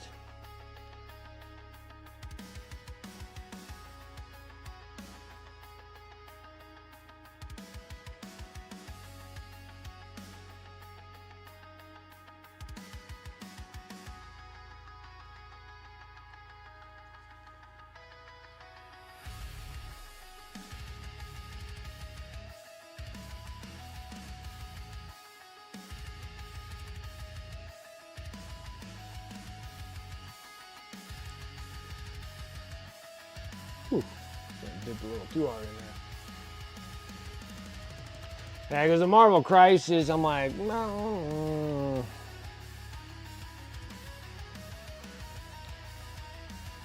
I don't know.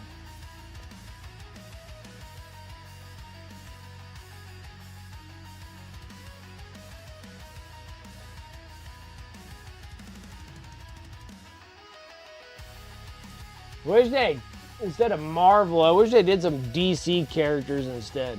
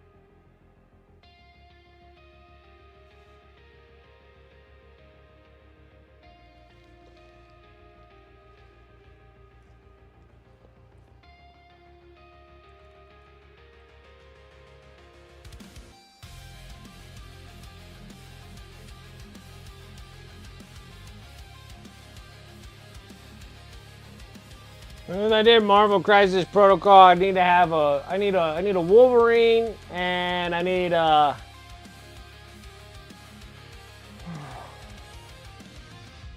what is that dude called? He's a mutant from Russia.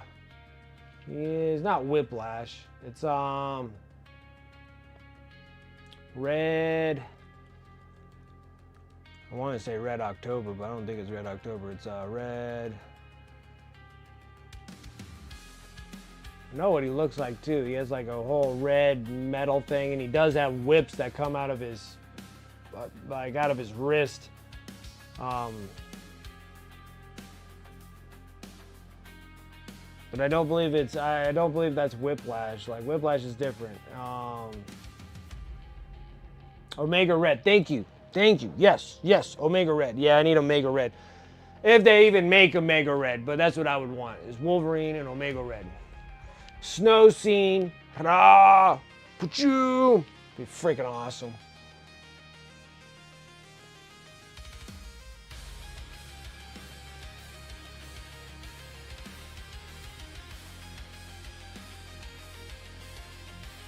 See, like, I don't know. Like, I don't know anything. Like, I don't know anything about Marvel Crisis Protocol.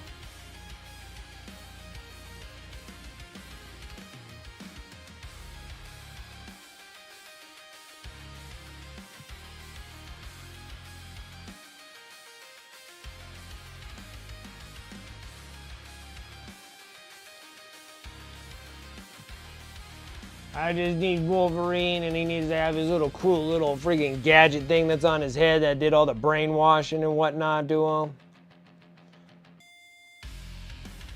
And the little water tank.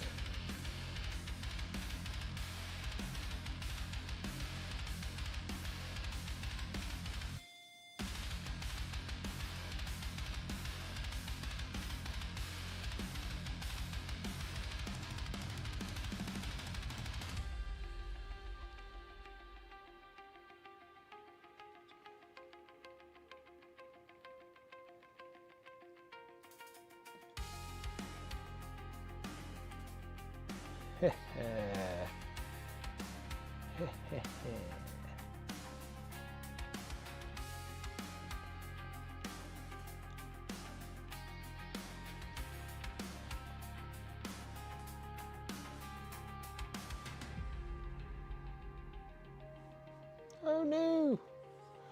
He's going down for the count.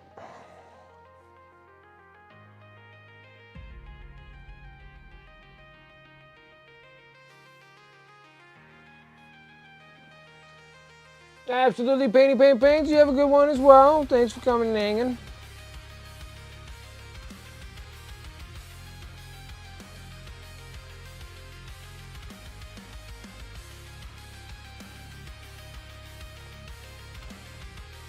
Painting these ridiculous cruel boys.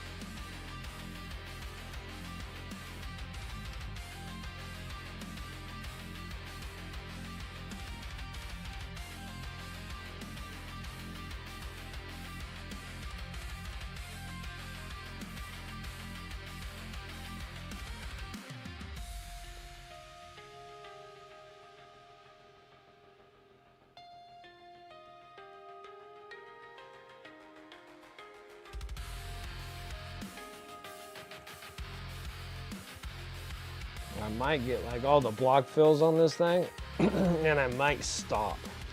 For some reason, I'm not feeling too good right now for some reason.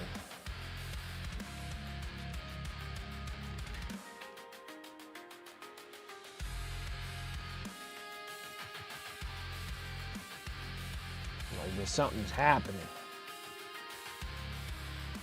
Like I feel like I'm getting like super, super, super hot.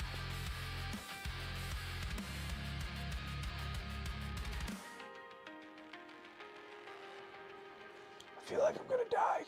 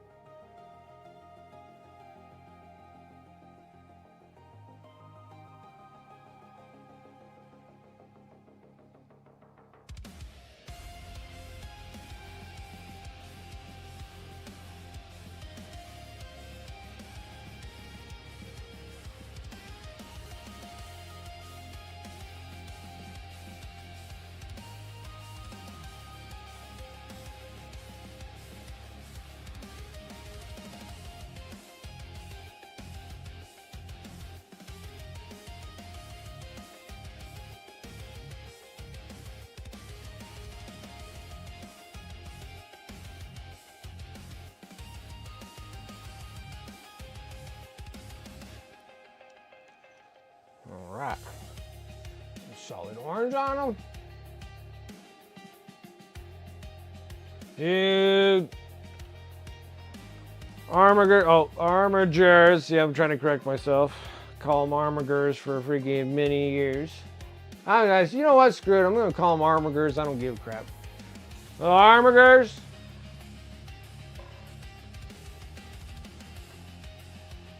Suck.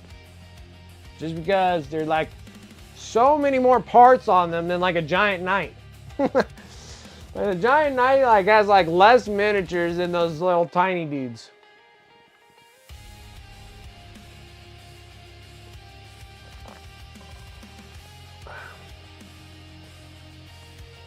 Okay. Now I want to do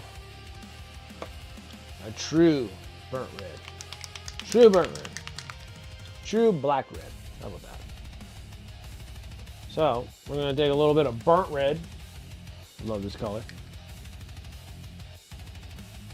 Which I'm almost out of. Need some coal black. Another color. Absolutely love. Yeah, 4 Armigers suck. But I don't think they suck nearly as bad as the Battle Force box of Chaos Knights War Dogs. Like, I dread putting that box ever together. If I ever do put it together, it might just stay in there. My Battle Force boxes turn into collector's items. If you hold on to them long enough.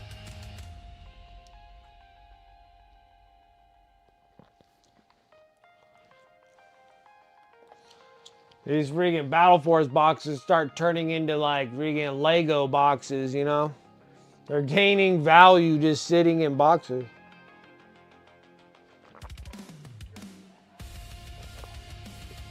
Hey, boyo. Just get the game.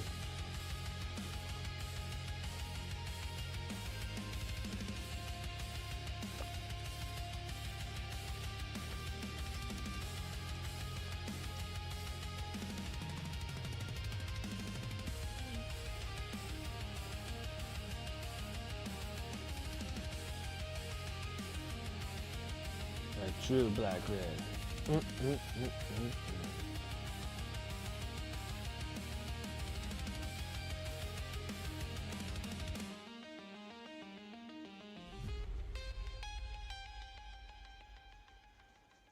Yeah, that is more like it. All right, now this is gonna be all the cloth.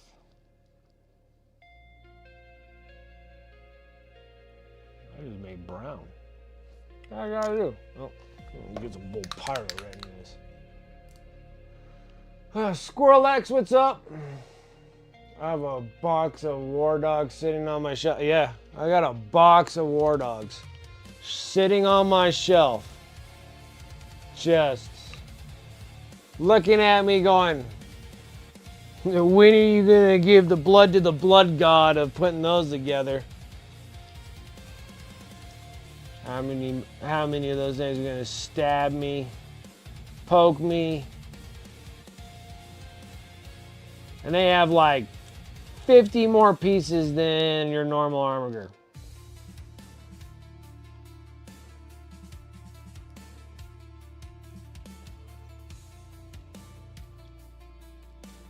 But yeah, I have a box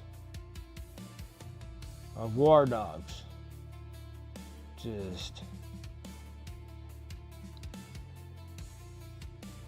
ain't the only box that's staring at me. I got a million boxes staring at me.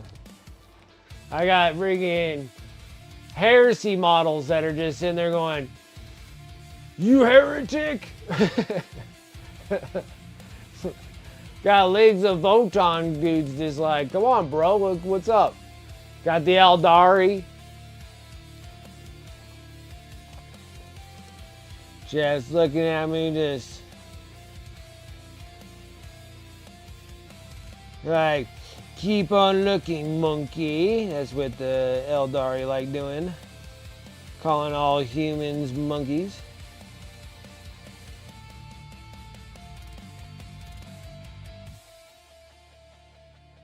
We are still on sprues, monkey.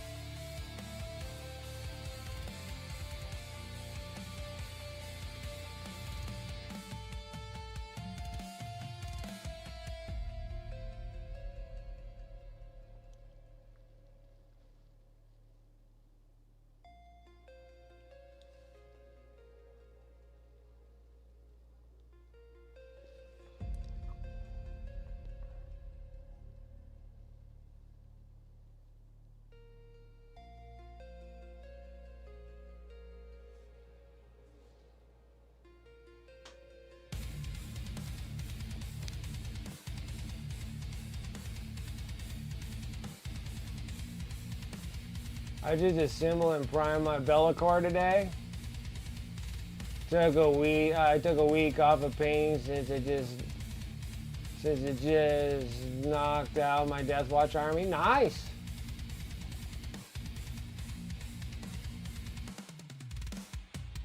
There's sites to get nice miniatures to FDM print. My pile of shame is very shameful, dude. They shame me all the time, dude. I got all these Gene Stealer cults. I got DKOK. They're just like, what are you always looking at? There's plenty of us to do. What's the matter? What's the matter? You still got all 10 digits. Put us together. Are there any sites that nice miniatures to FDM print? I don't know. That one I'm not sure. That one I'm not 100% sure.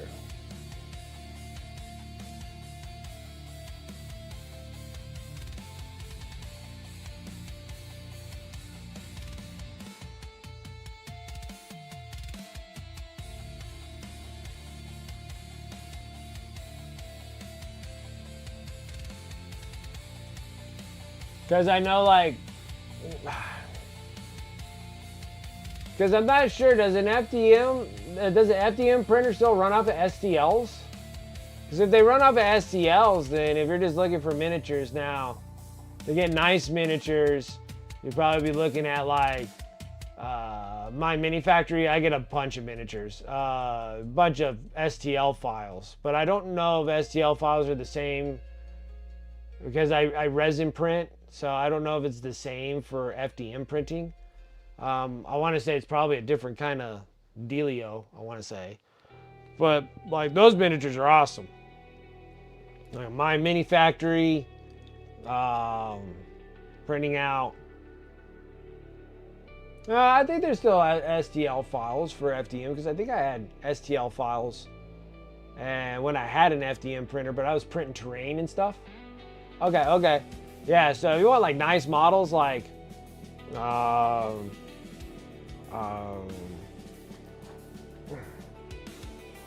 Creature Caster for my mini factory, just being part of the tribes. If you're ever on the tribes. I can my mini factory. Let me log it in my crap. Login. There we go. Over here, my mini factories are, yeah, my mini factory is my favorite thing. Rocket Pig does them for FDMs. Depends on what kind of miniatures you're after too. Here's my library.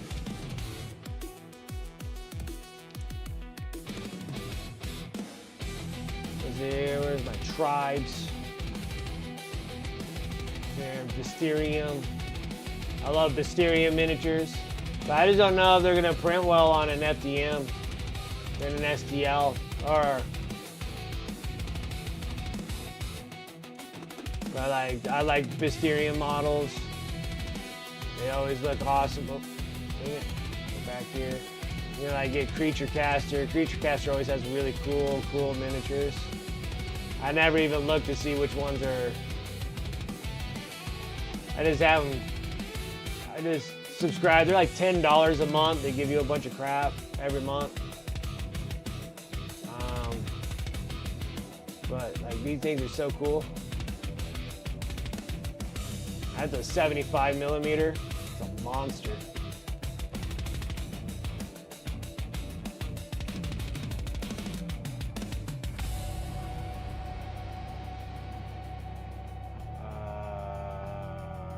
Gamic? I bet Gamic prints out really good. I bet Gamic would print out good FDM models.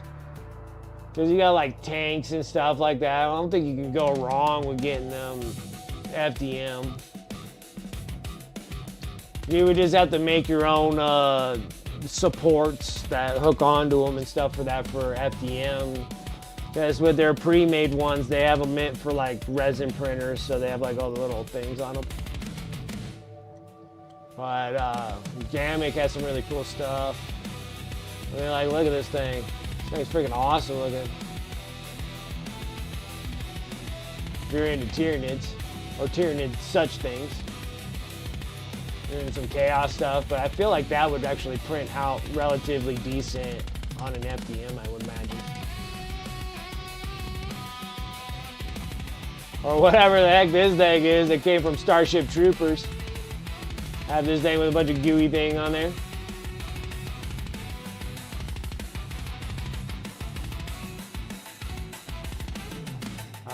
What else did I like getting? Yeah, maybe Puppet Wars might be alright.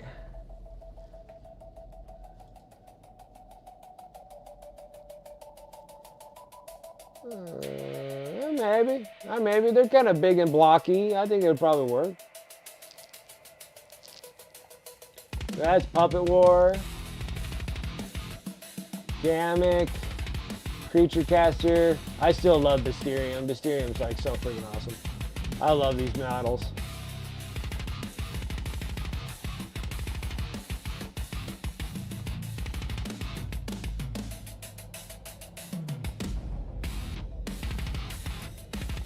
I haven't looked at a lot of their stuff, but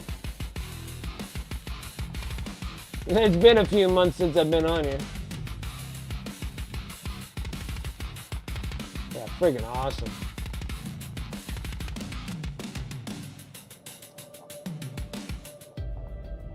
And Creature Caster always gives you kind of like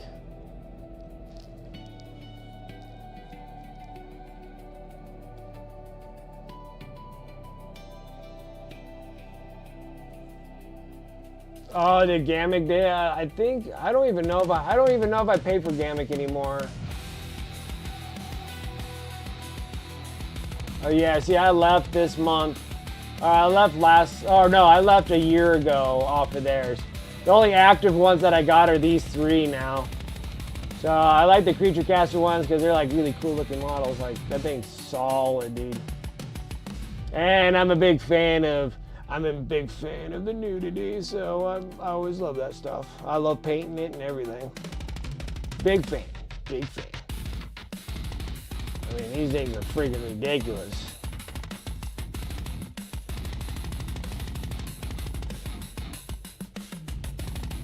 Well, I know that you probably don't have access to a lot of things because I'm pretty sure that Zagnog got hit with GW.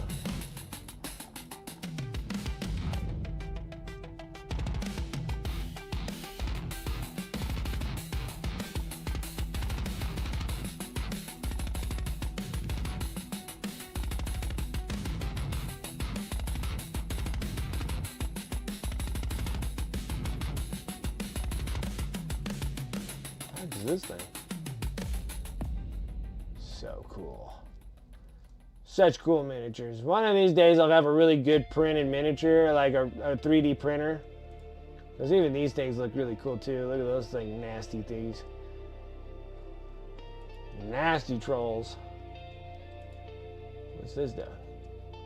Super cool. Okay, all for that.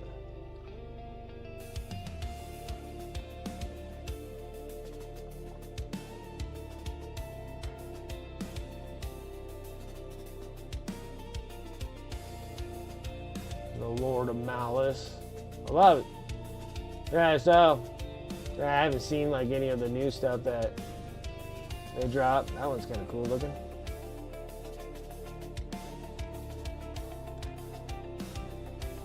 Anyways, yeah, I'll just take a look at my mini factory, man. They got a lot of freaking cool stuff. So much cool stuff. So much that I don't have.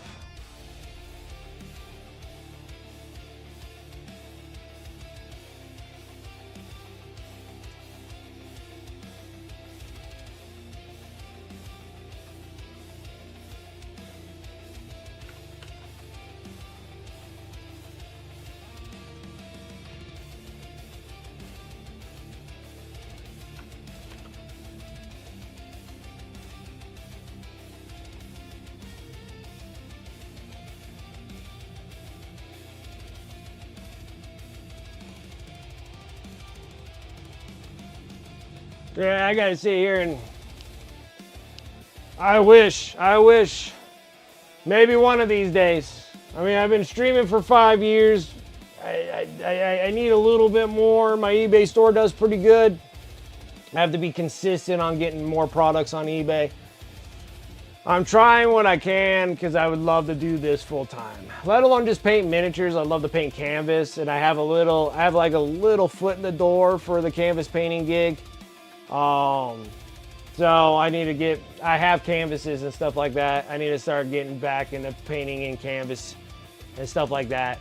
And things that I like to paint and whatnot. And start doing those. And I would love to be a full-time painter all the way around, like all well-rounded. Like be a full-time commission painter. I wouldn't even mind even doing that. Since now I've been doing kind of a handful of commissions now. Been selling through eBay, been doing all right on that. Still just not enough to take place of my job.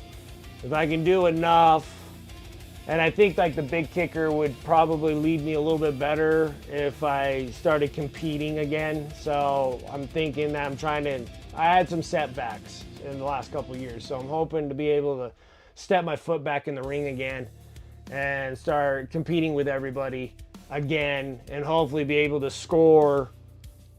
You know, I would love to have trophies. Like I'd love to have some trophies for victory accomplishments and stuff like that. So I like to try to get myself back into that game again and be a full-time painter. I would love to do it. Like I would love to be an actual full-time painter all the time. It'd be excellent.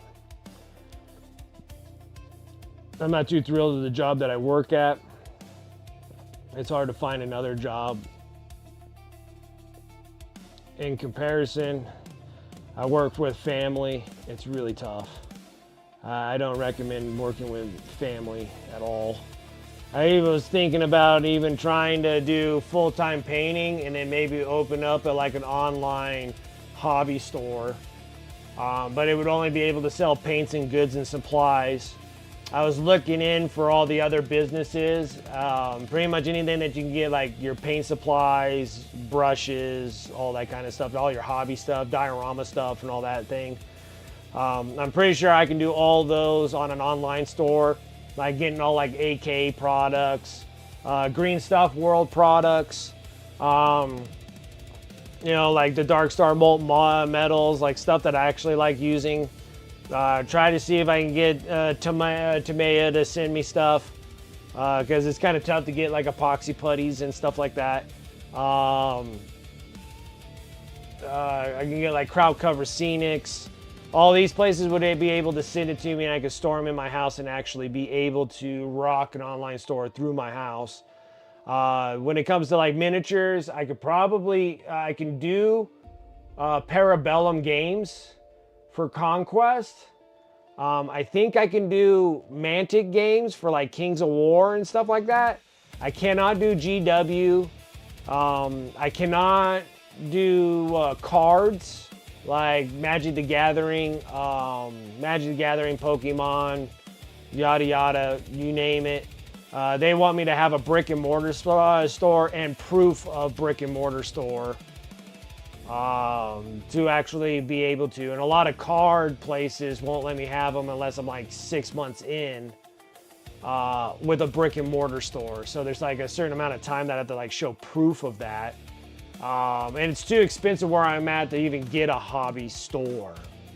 Rent's like a fortune, and then buying an outright place is over $1 million. So that sucks. So it puts a little bit of a pickle in there. But I think if I do online stores selling product goods and stuff, because like there isn't really a definitive place to like really buy certain products. I like to be able to kind of hone it all in one area. Yeah, what he did before he started doing his farming thing. That farming life, man, that takes up your whole life right there. I don't think so. I think I don't believe it's still going, and if it is, it's probably a wait of some kind. Because I know that farm life it's a life, dude. Like, and I'm glad that he enjoys it so much. I'm really happy for him because he talked about it for so long, you know. But yeah, kind of like what Duff was doing. He was storing those goods and everything. the upfront charges, I don't think they're like too terrible. I think like AK or Green Stuff World and stuff like that, I think I can. Yeah, I'm pretty sure that he did too. Once he moved to Florida and did his, when he's doing his farm life. I mean, he's like raising chickens and animals and farming and growing his own stuff and all that crazy stuff. Yeah, like I'm thinking about doing exactly what he's doing and what he did do, and actually have a whole connection of stuff like getting Dirty Down products, getting Tamea stuff, all the stuff from AK Interactive, a whole bunch of stuff from Green Stuff World, like have them like just ship me just tons of these things that I need. Not like don't send me like all the rolling pins, but I know like specific rolling pins that would actually be like really good rolling pins and utilize those things, and I'll be utilizing them on stream too. So like, hey, you guys can buy from my store, all this kind of stuff. So marketing wouldn't be too bad of a gig either, you know. I had a follow and then I lost it. Thank you, Slow Glass. Thank you, appreciate it. I appreciate it. Check your other wallet. Yeah, it was crazy. I was just like, okay, let me look at commercial properties. I'm like, just let me look at commercial properties. And there's a perfect one, like a great location. I love it. Like I love the area, I love the location and everything. It's a great location for having a hobby store, great parking. It's big store. I think it's like 5,000 square feet of a store. It's like a corner part, but it's like I can have ownership of that building at 1.7. 1.7. I was like, oh my God. Oh my God, it's so expensive here. It's so stupid expensive where I live. I'm like, ugh.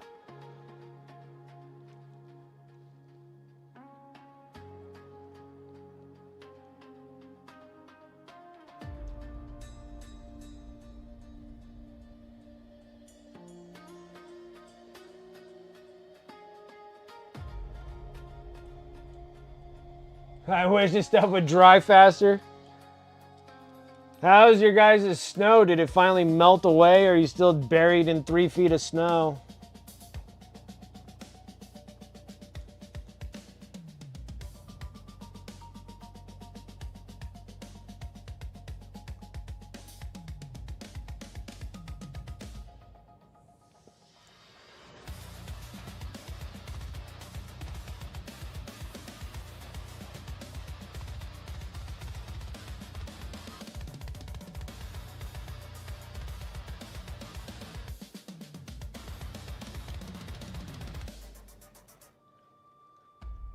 About 1.5 feet of it. That's not bad. That's not bad. It melted pretty quick. Got warm temperatures. All them warm temperatures.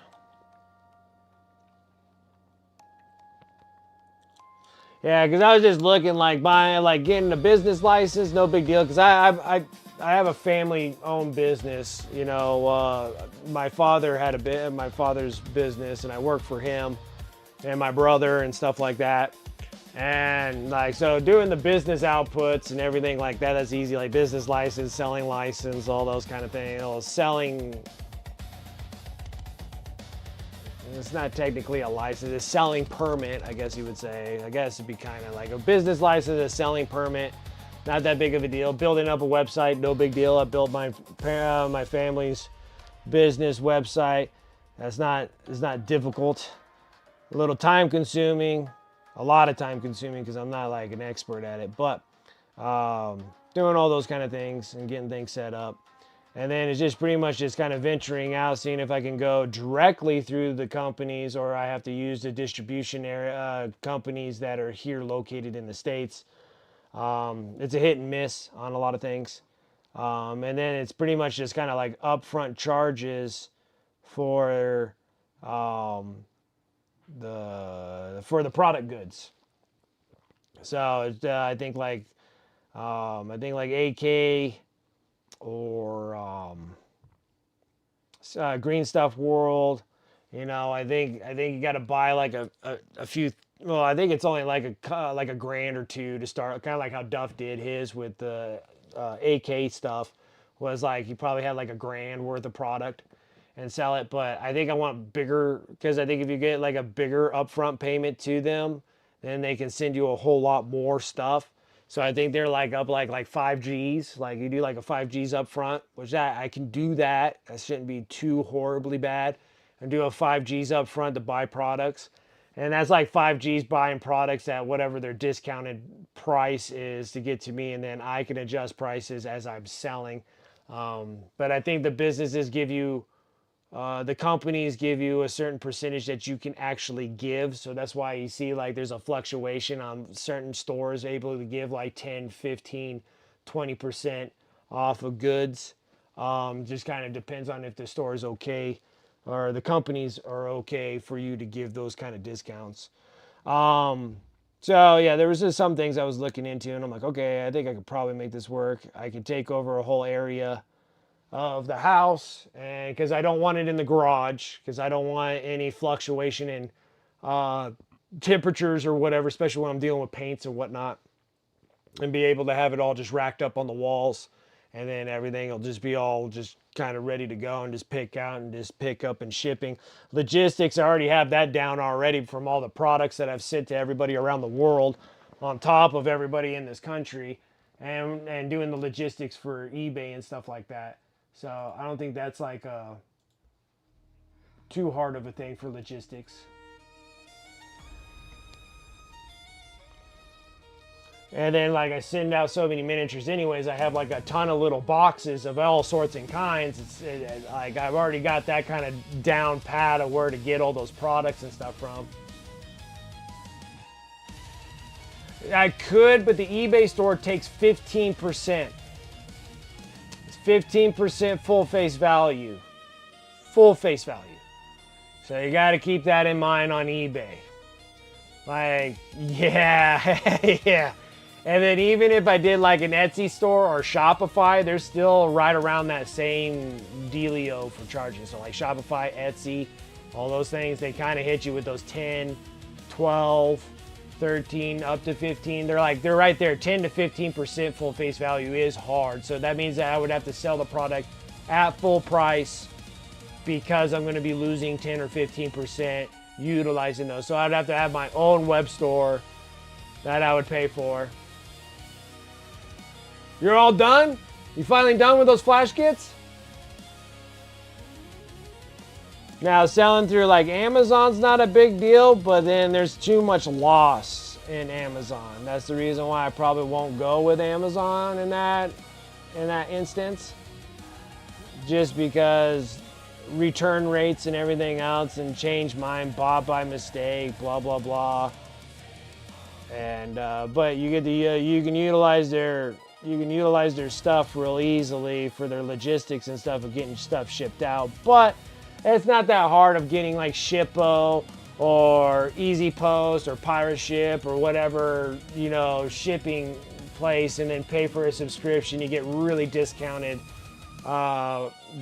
shipping things. So if I say like if you buy $100 worth of stuff, Easy can give a free shipping, piece of cake, I have like everything set down. I just need to just do it, I guess. Now you got all the weapon sprues cut out? Ugh.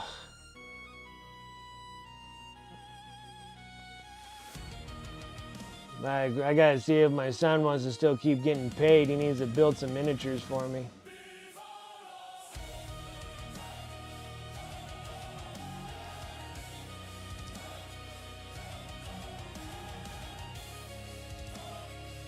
He makes quite a bit of little extra side hustling money for sure, building miniatures for me. Because I give him 10% of the sales of miniatures that he built, so.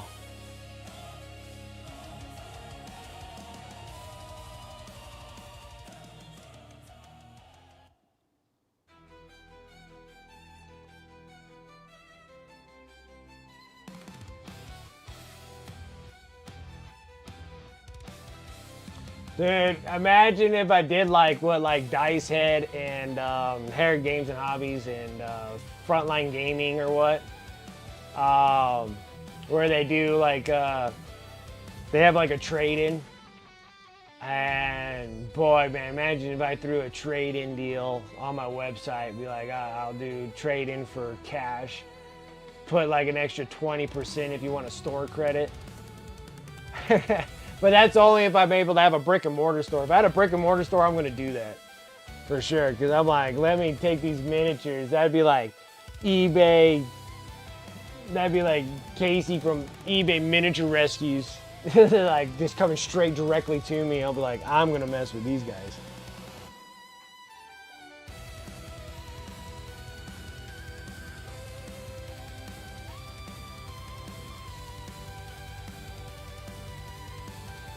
I would be buried in miniatures.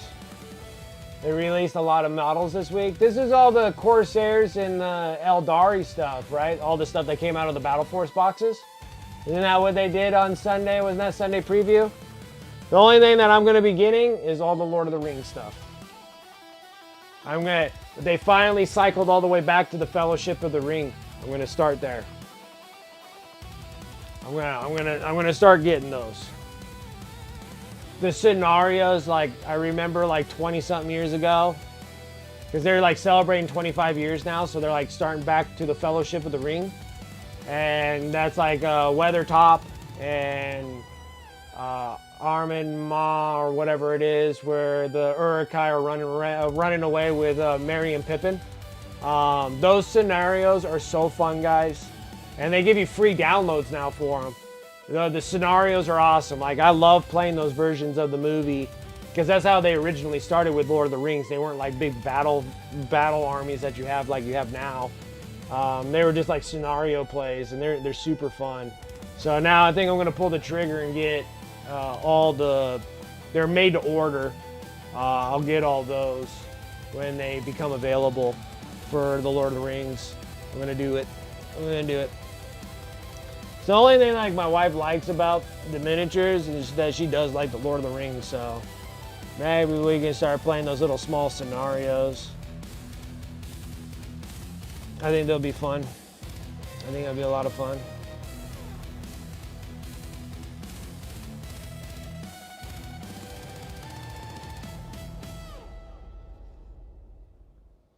I should take the other box that I have, and that's like the Battle of whatever that area is inside of Moria, where they go inside and then Pippin knocks the thing in the well, and then you get attacked by a bunch of goblins everywhere. Before you get to see whatever that big demon dude with the whip. I forget what the hell his name is.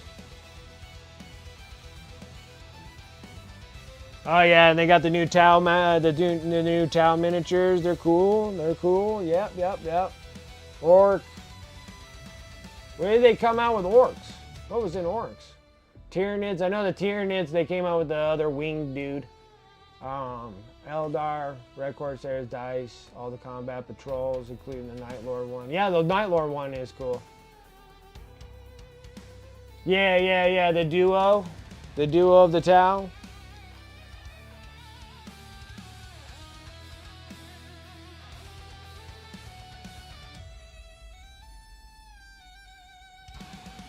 Okay.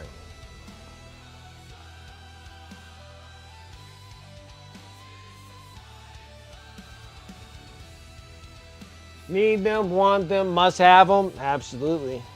Especially for a Tau player, man. I think they might be pretty good, too. A little bit of Dark Umber.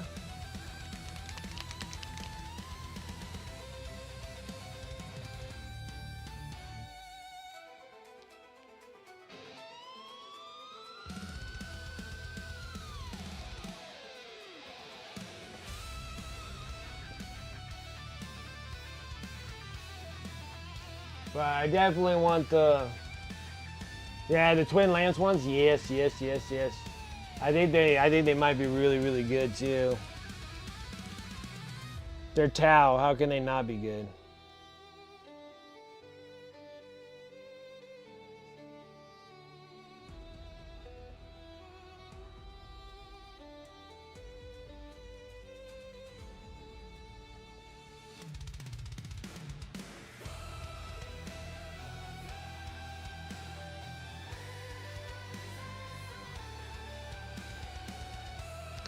something about this freaking song hits a little bit better than all the rest.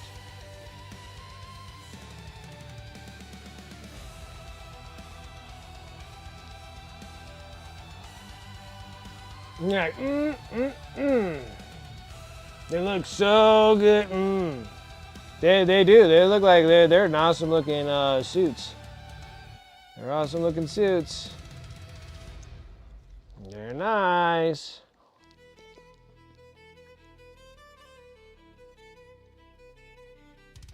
And they kind of almost have the color scheme that you already have.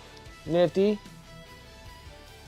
Like they're a little bit more tealish, but you know, they still have that green and white. When I was sitting there talking like, I've never seen green towel. I painted green towel for you and stuff like that. Like I've really never seen anybody like rocking green towel. And then all of a sudden those models came out. I'm like, dude, they're spying on us. They're spying on us.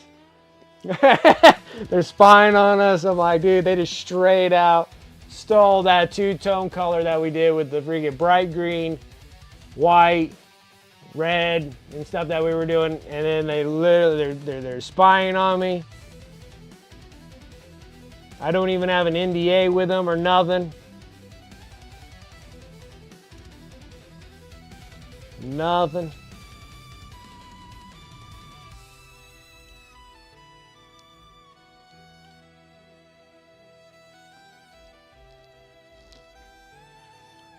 And then they're just like, oh, look at these green and white towel. I'm like, you son of a guns. Never seen green and white ever, ever. They're all white, orange, brown, taupe, whatever color that you want, but green.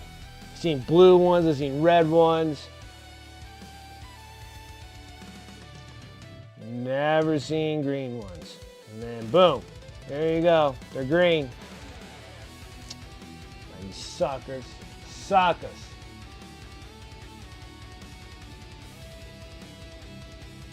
No, they're for pre-order this coming Saturday. Pre-order for this Saturday.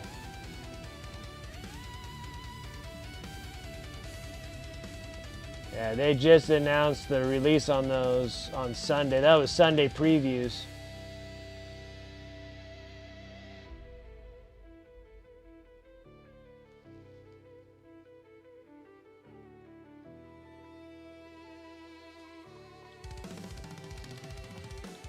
So yeah, they're just gonna get released. Fresh. Fresh and new.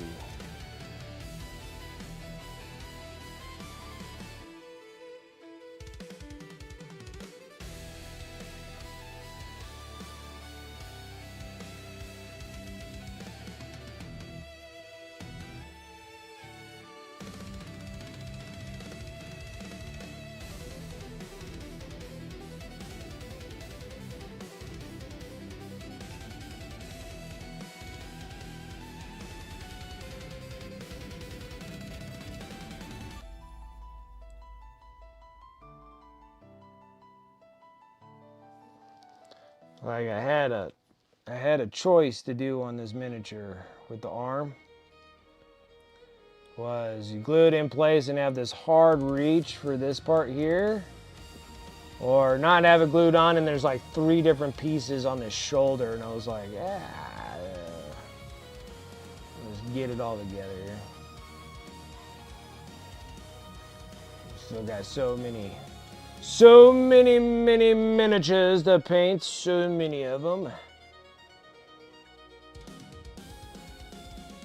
I've got a million.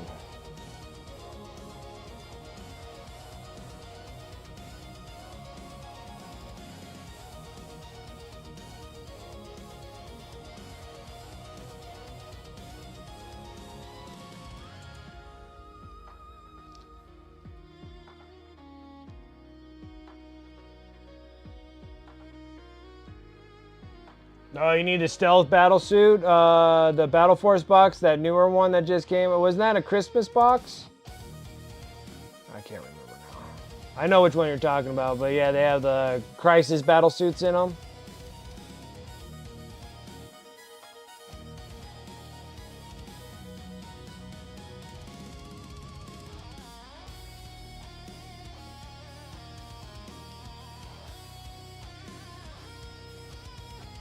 Those newer models look good as well. They do look nice.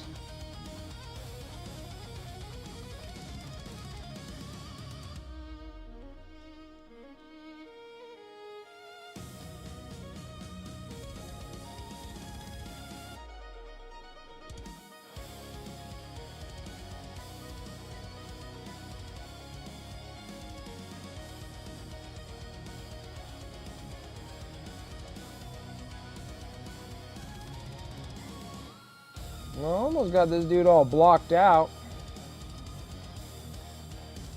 He actually does have quite a bit of armor on him, so we might be doing quite a bit of non-metallic metal here for some bit. For a bit. Alright, there's one thing I gotta do. I'm gonna hit this part here.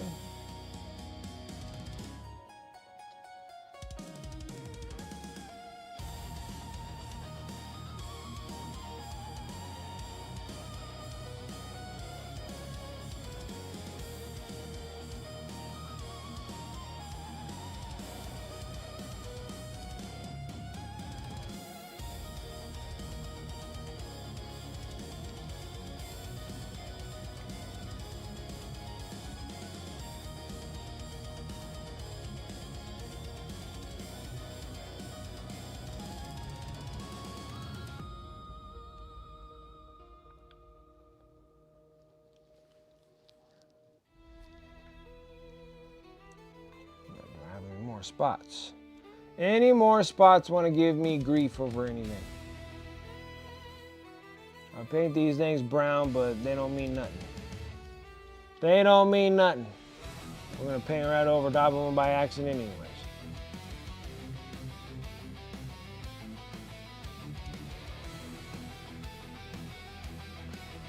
Crap. Now I just need to get back in that black red again. Keeps drying up on me in like 2.5. Don't have enough water in this water palette to keep everything kind of smooth.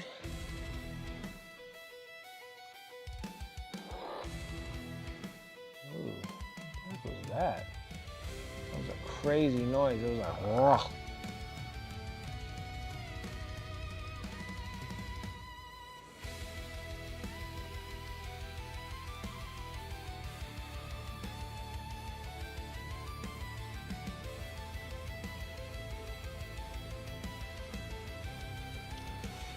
Yeah, I think like this week, I think the only sad thing I got is I think I might only have just one bike set of Raven Wing done this week. The Raven Wing, a little different than Necrons, no, different than Necrons.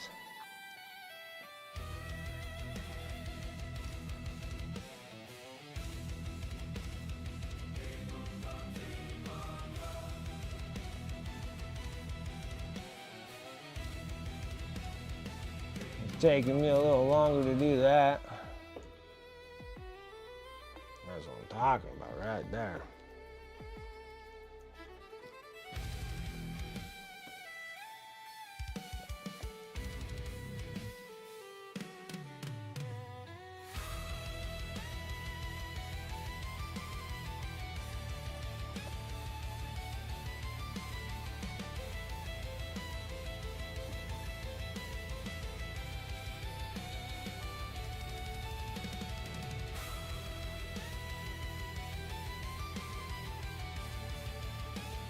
Cool.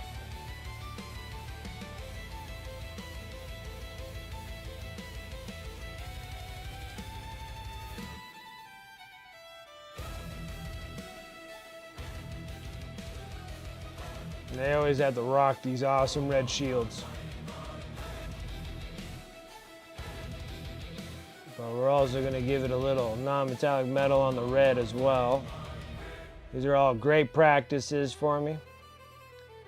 And since they're just like, they're still going to turn out nice. It's not like they're going to just be a pile of doo-doo and then I have to give them away. I don't want to do that. I want to make a really good paint job. I'm just trying to get myself settled into getting myself ready to kind of pick miniatures. I need to sit there and start thinking about what miniatures I really want to pick for Adepticon next year.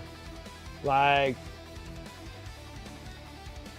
missed edge highlight with a toothpick. Head just clean the brushes. Oh.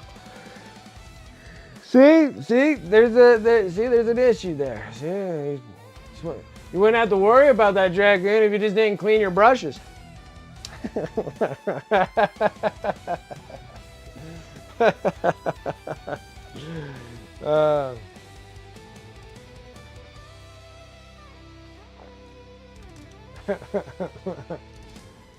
See, like me, you can just grab any one of my brushes. They're ready to use at all time, all the time.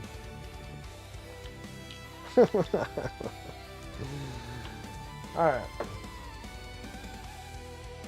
That is a good block fill of a miniature right there. That's a good block fill. A good block fill. Now I know what all colors are going to be.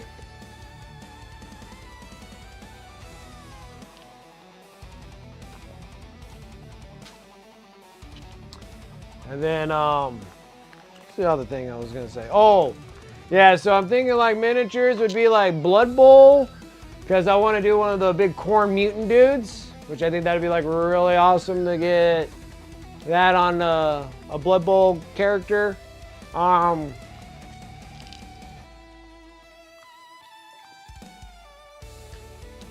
Necromunda, I have some Necromunda, but there was like a Necromunda miniature that I like really like. I can't remember what the heck I don't even know what it was called or whatever. It was a really cool looking miniature. Maybe a Necromunda. And like an old world miniature, because I got so many cool old world models. I think it'd probably be a lot of fun to kind of mess around with like an old pewter one where I have to like grind it out. See, I need to get the tip bits for my WoW stick that has like the jeweler's burr bits. I think that's what they're called, like burl bits, where like they shape like jewelry and stuff. I just need a small shaft that can go into that WoW stick, and then I can sit there and like boom, boom, boom, boom, boom, and like start making some more detailed stuff on like the pewter stuff. Just don't know exactly what I want to do. I don't know if I want to do like one of the Chaos Trolls. Or the Chaos Dragon would be really cool. Be a big heavy piece of pewter that we would have to kind of chop it, make it do something different than the actual pose that it does. So like an old world model would be kind of cool. I may get the thing sketched out for the Harbor of Decay guy, but it might take too much. It may take too much time. Maybe. And then I almost feel like picking up a couple of those boxes of Legion Imperialis stuff. So then you can do the miniature scale ones. I think that'd be a lot of fun too, to do one of those. And do like a single 40K and a single. So if I do a single 40K, single Age of Sigmar, Blood Bowl, Old World, and Necromunda, that'd be five areas. I have to look. I feel like there was more. I feel like they had like a buttload of categories. Let's see. Let's see here. Golden Demon 2026. What are the categories?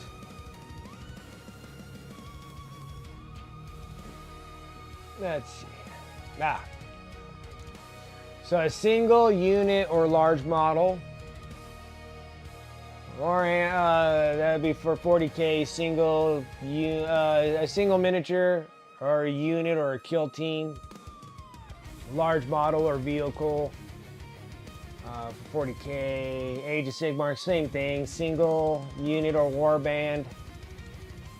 Which I think I might be able to use the Warcry miniatures and just make a warband out of it. Large model or war machine. They do have the Lord of the Rings one, so if I do order those Lord of the Ring ones, we might be able to do a Lord of the Rings. Then the Heresy, Blood Bowl, Old World. Epic scale would be like getting one of those little dudes. I almost feel like getting like Adeptus Titanicus. and get that box. So I have a bunch of like warlords and stuff. I think that would be kind of those big war titans and stuff, and just do a bunch of cool like miniature freehand stuff all over them. I think that'd be kind of cool. A diorama, a duel, and then open. Which I don't know. I guess open you could put any kind of figure in there.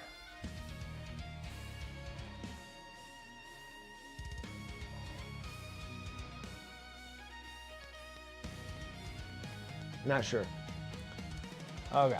So I need a single 40K, a single Age of Sigmar. I want to do something like easy, which would be nice.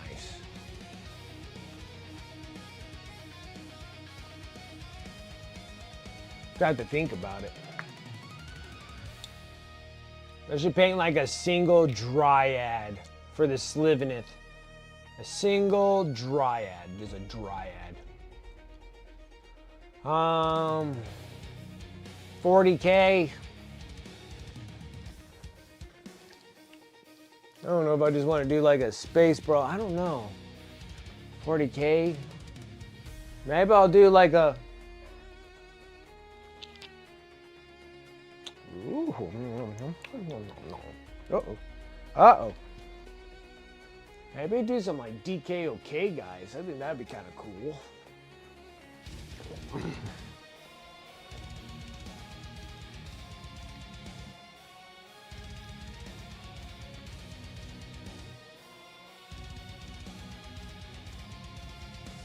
Maybe. Just maybe.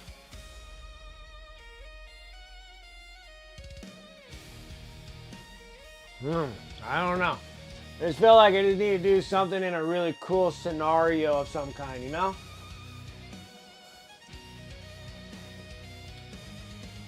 What is that? Sangita? Sangita? Hello, how's it going?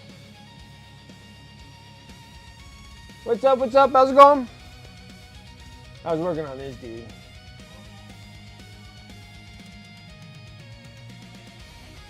Working on this dude. I got all the block fills all in place, at least like what colors are gonna be what on this miniature.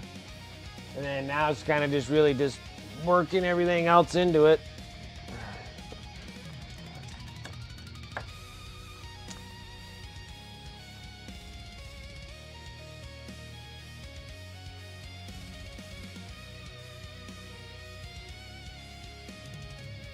Alright, so let's work on the green skins a little bit more here. Do I have water in here? Cool, I do.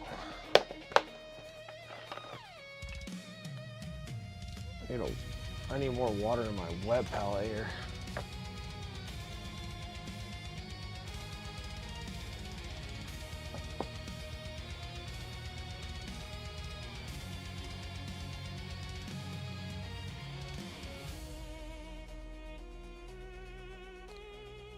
Alright, now I can kind of get some stuff done here. My wet palette was dried up. Need some waba. Okay.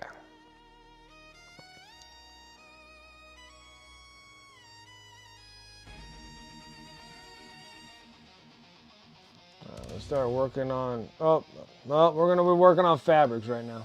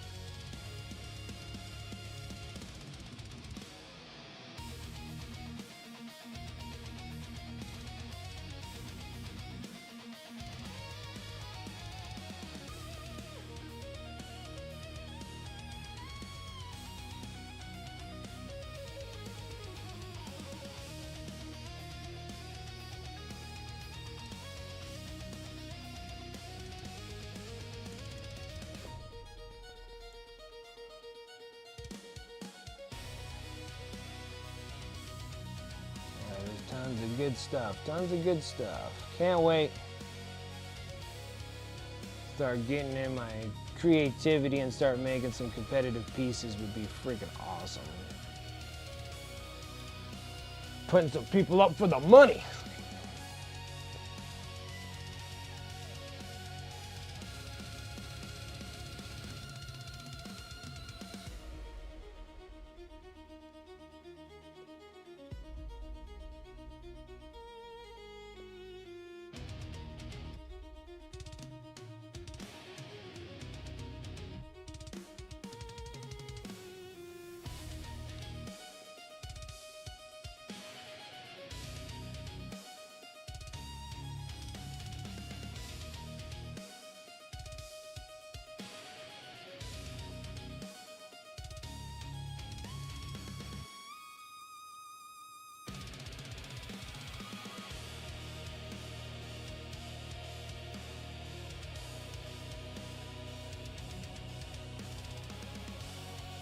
But yeah, I think it'd be just awesome. I think I need to start taking some of my old world dudes. I got tons of them. Not even built. Ready to be freaking kit bashed and smashed. Give it the good old, that's what we used to do 30 years ago kind of deal.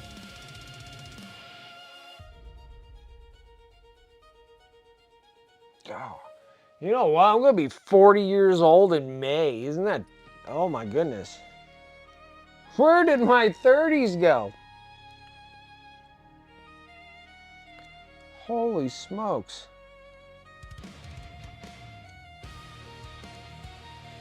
Tales from the crypt. Here I come. Here I come.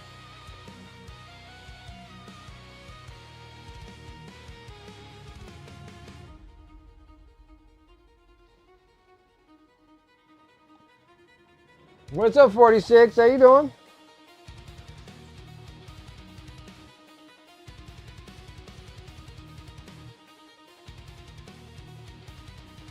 I'm working on this end of the month giveaway model. Yeah, get this done and then I can get back over to Fulgrim.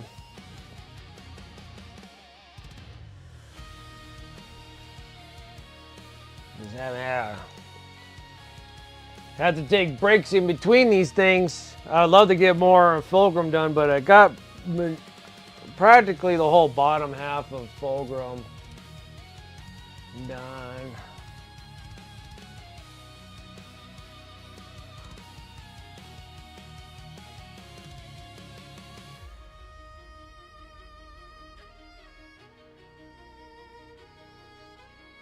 Yeah, like I'm digging all the color configurations and everything on them. Now it's just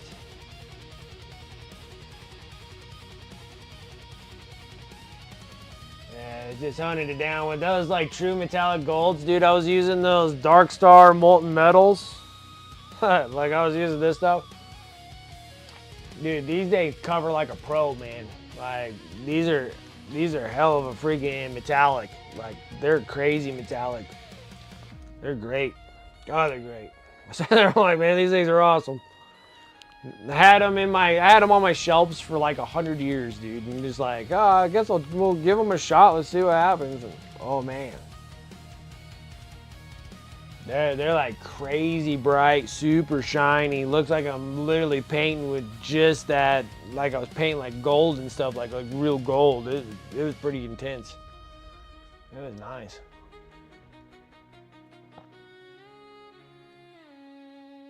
Okay.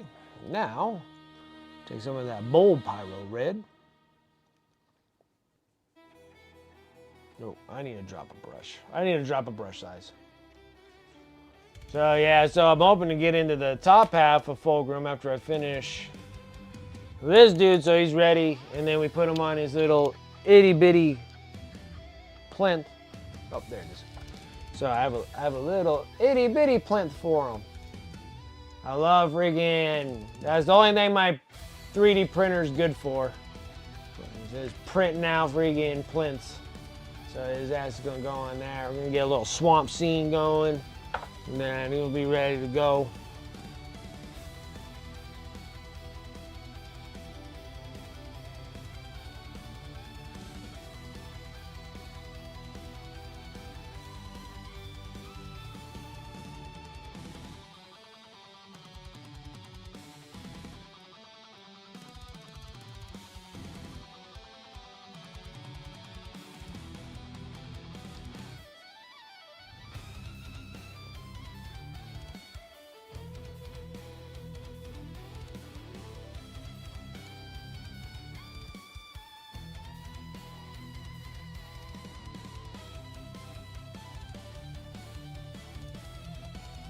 I'm like, if I can stay on top of my eBay game and then get some of these debts and stuff of my hobby things paid off, should be able to go to 2027. So next year, not this year.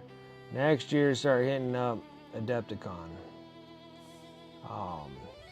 I need to start planning my miniatures, start sketching out what I want to do with them, see if I can do at least at least four categories, like really good paint jobs and really good freaking bases. And then, because I think like getting hotel rooms or whatever from Adepticon happens in like June or July. Let's see where I'm at debt-wise by then. So I need to really manage myself, guys, and not buy any freaking miniatures.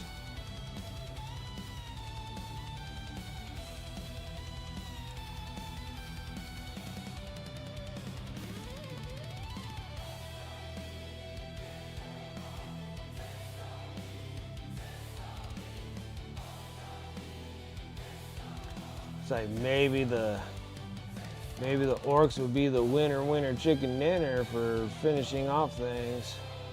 Working on the Raven Guard, which I don't have that many. Not Raven Guard, Raven Wing, sorry. Raven Wing. Get the Raven Wing Dark Angel stuff done. Get those things posted on eBay. I'll have like one unit, so I'll have one unit of those Black Knights on there next Monday. Maybe have 2 units of them, and then I just have the command unit. Get those done. And then I have to get the Talon, the Raven Wing Talons. I have 2 of those, paint those up, get those on. Then I have like 10 of the new Terminators, the Death Knight Terminators. Is that what they are?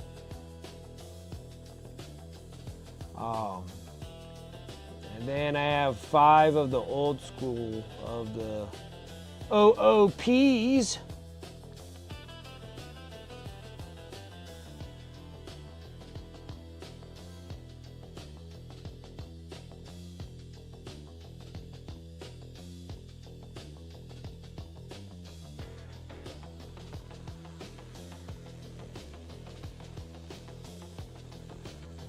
His arms on are a pain in the ass. The heads only went on one way and the chins collide with the guns. Dag.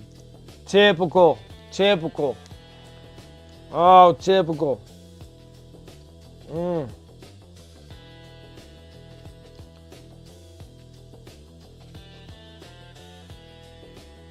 That is like number one thing that happens on most of the orcs I put together. Freaking stupid guns.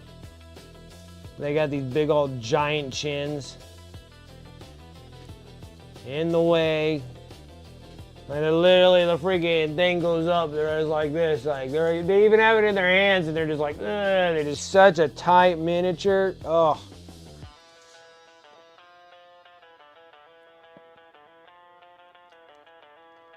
Got these big old monster shooters or whatever the hell they have on them, like the big ass guns on their little frame bodies. And of course, their stupid heads in the way. That sounds right up the alley there.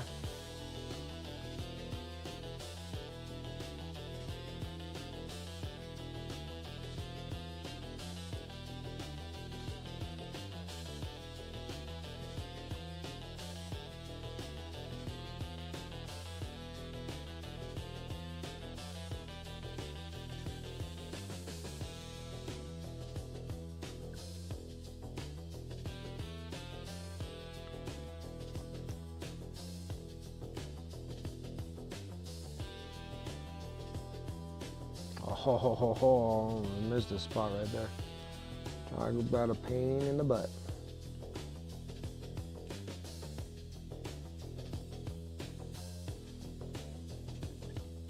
Unbelievable. Unbelievable with this miniature already. All these little pieces of BS on this horse.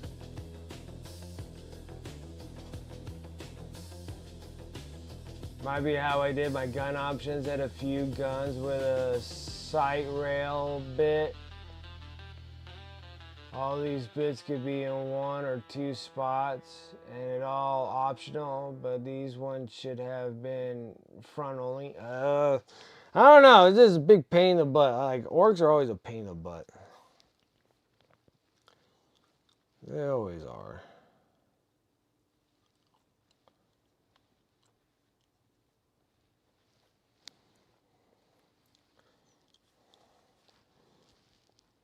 Because it's not just the flash kits that do it. Like, what was the other one that I was putting them together and the freaking stupid head was in the way too? I was putting together the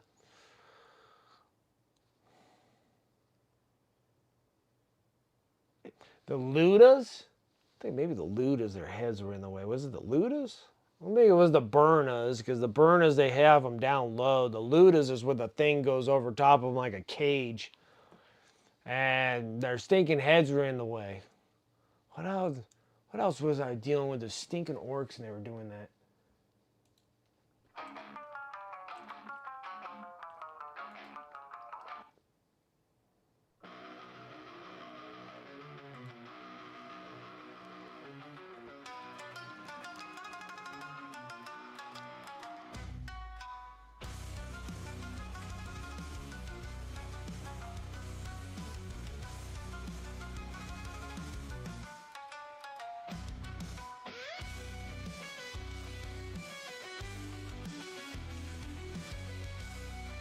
Alright, I need something brighter. Oh, I need to get myself some titanium white. God, I swear I had another bottle of this stuff.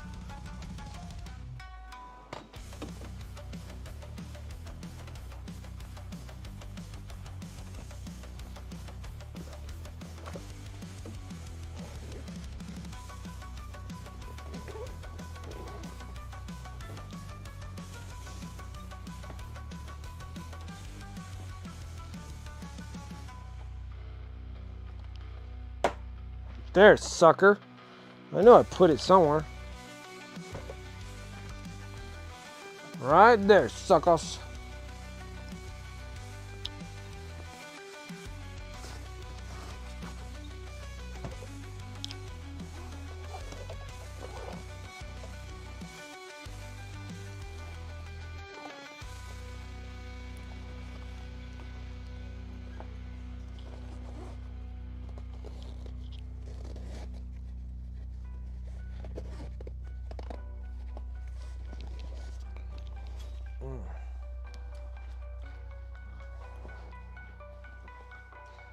You just cut the rails? Well, nothing wrong with that either.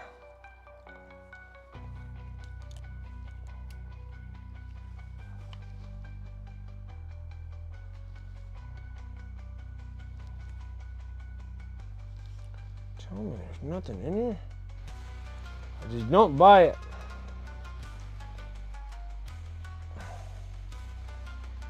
There's nothing in this thing? Oh, there it is. It just doesn't want to come out of the thing anymore.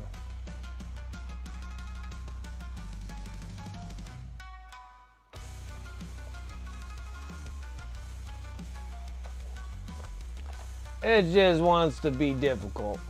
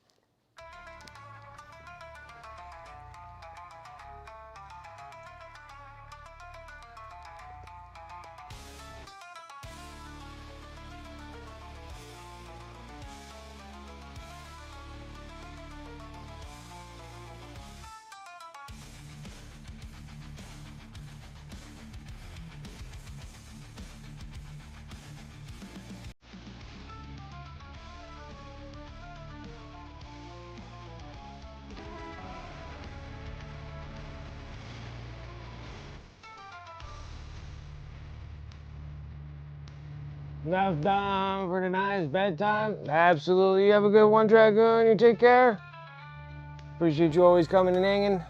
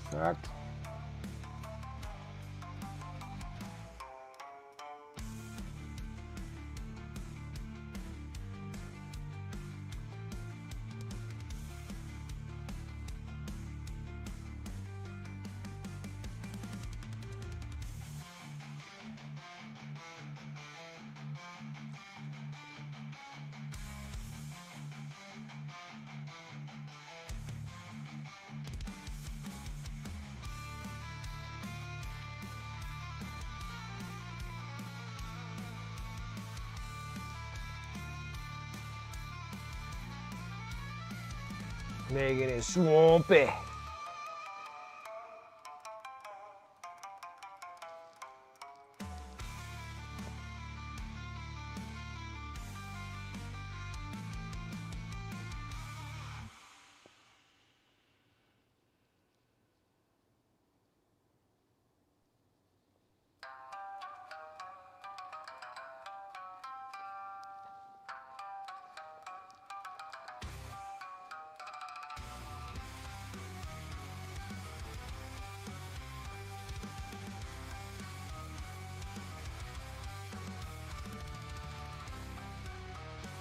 A little tone down, a little wash on this thing.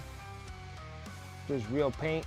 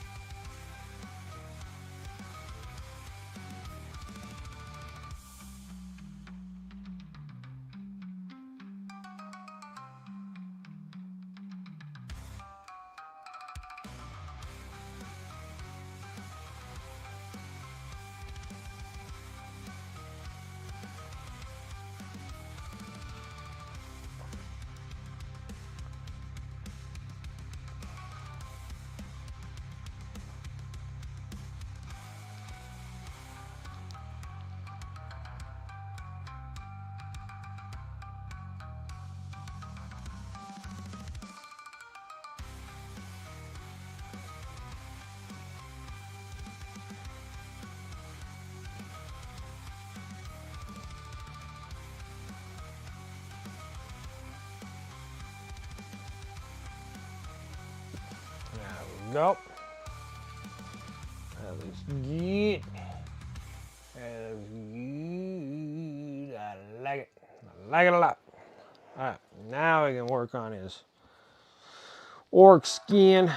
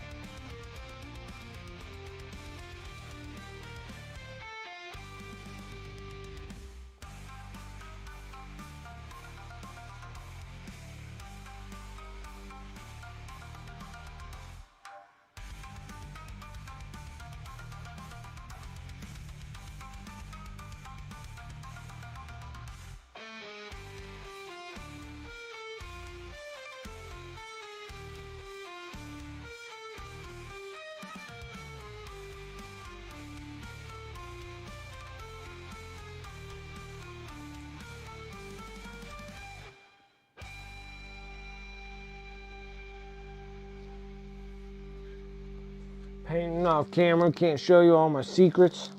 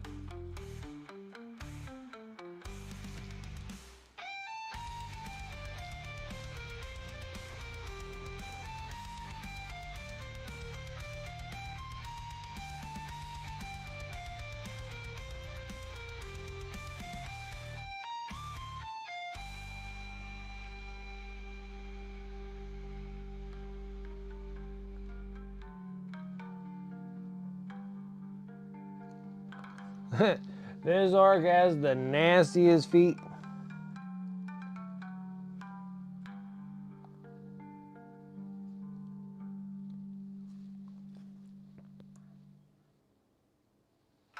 Like just nasty.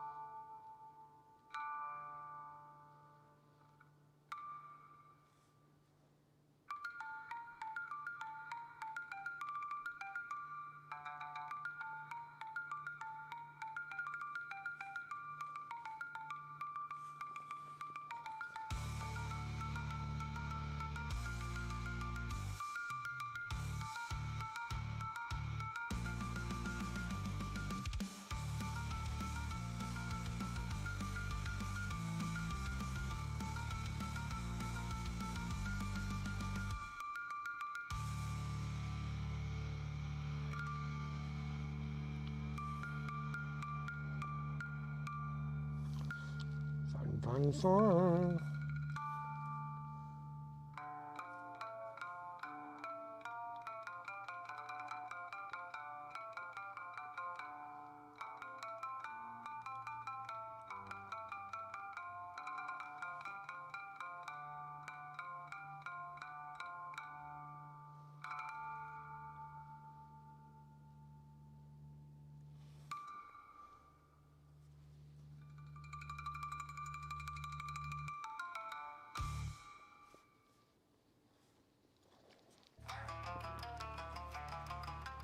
Gotta get them greens, gotta get them greens.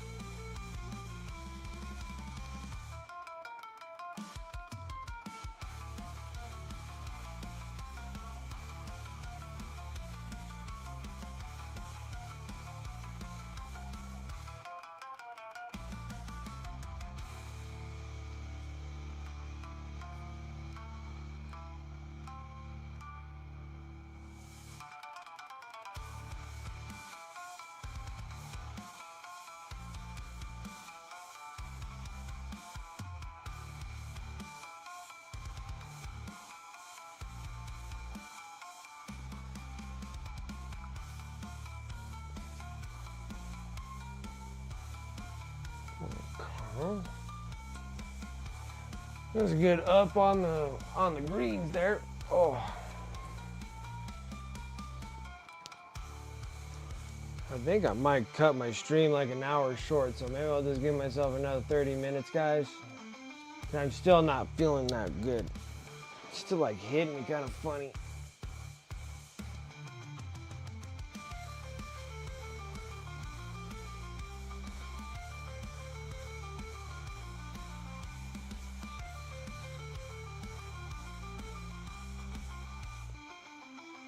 Yeah, I haven't been sleeping good at night. Been getting back into work again, and that's been just wearing on me too since I've had like 9 weeks off.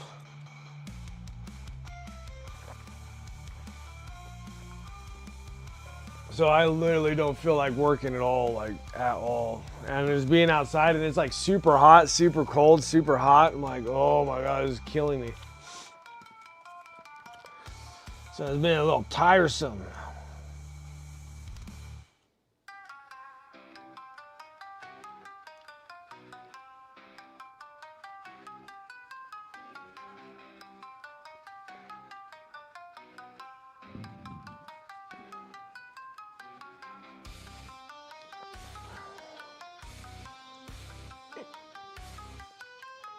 Yeah, it's just been kind of tough lately.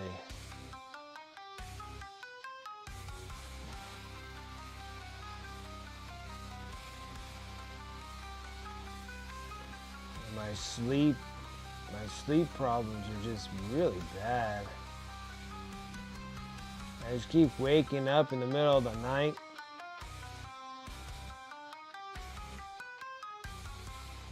And like having a hard time going back to bed.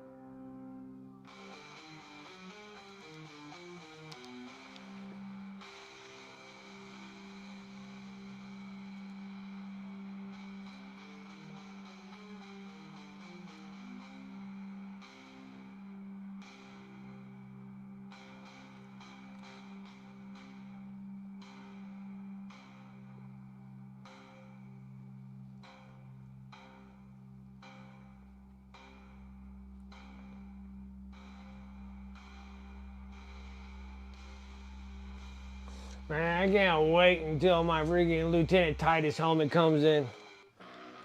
Oh, freaking wear that while I'm painting stuff. Probably can't see anything out of it, but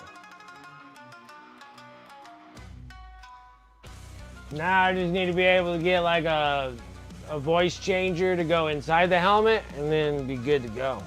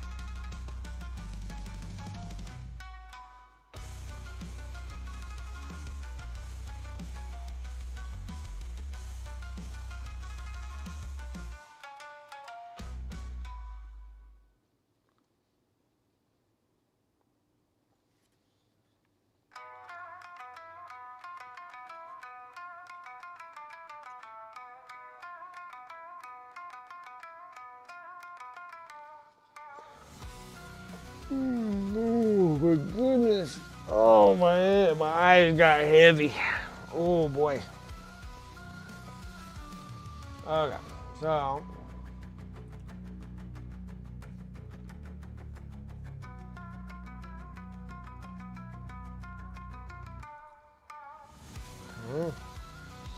okay.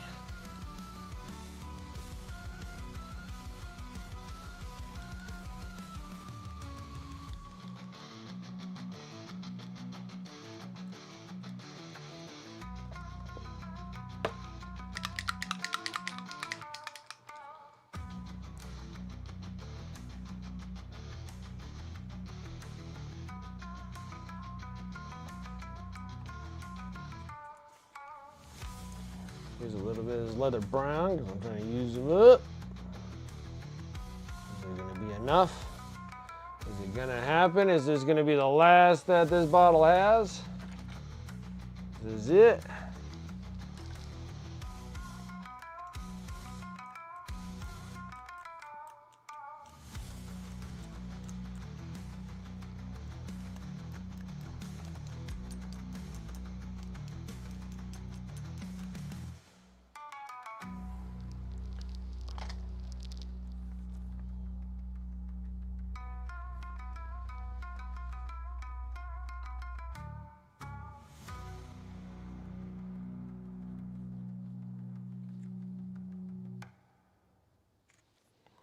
Why is this thing not wanting to come out?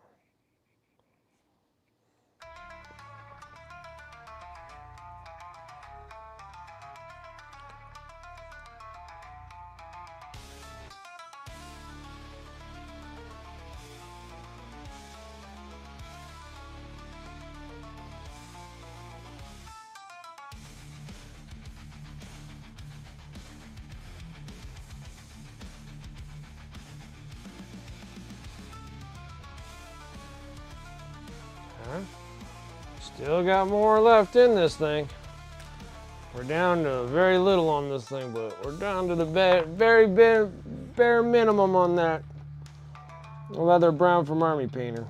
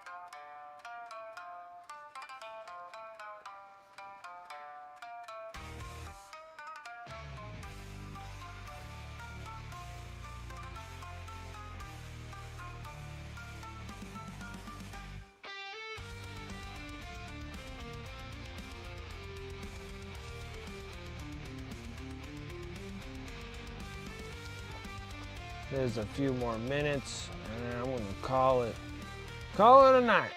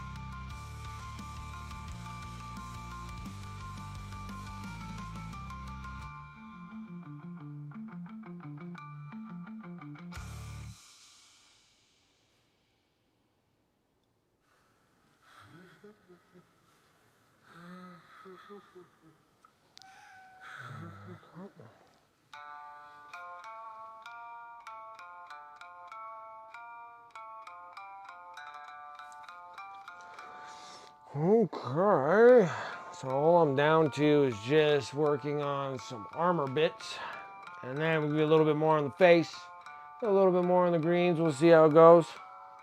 Not bad, guys. Not bad, not bad. This is actually gonna go by a lot quicker. Well, I take that back because we're gonna still do all the non-metallic metal stuff, so we'll see how that goes. We'll see how that goes.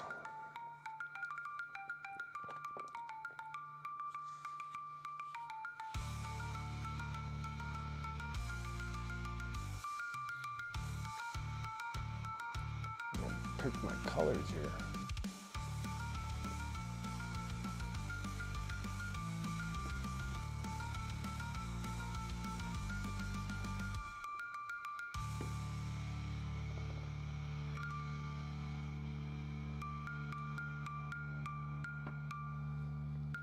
Yeah.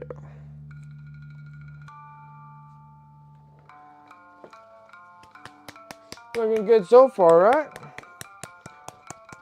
A lot of orange on them, but that's all going to change too.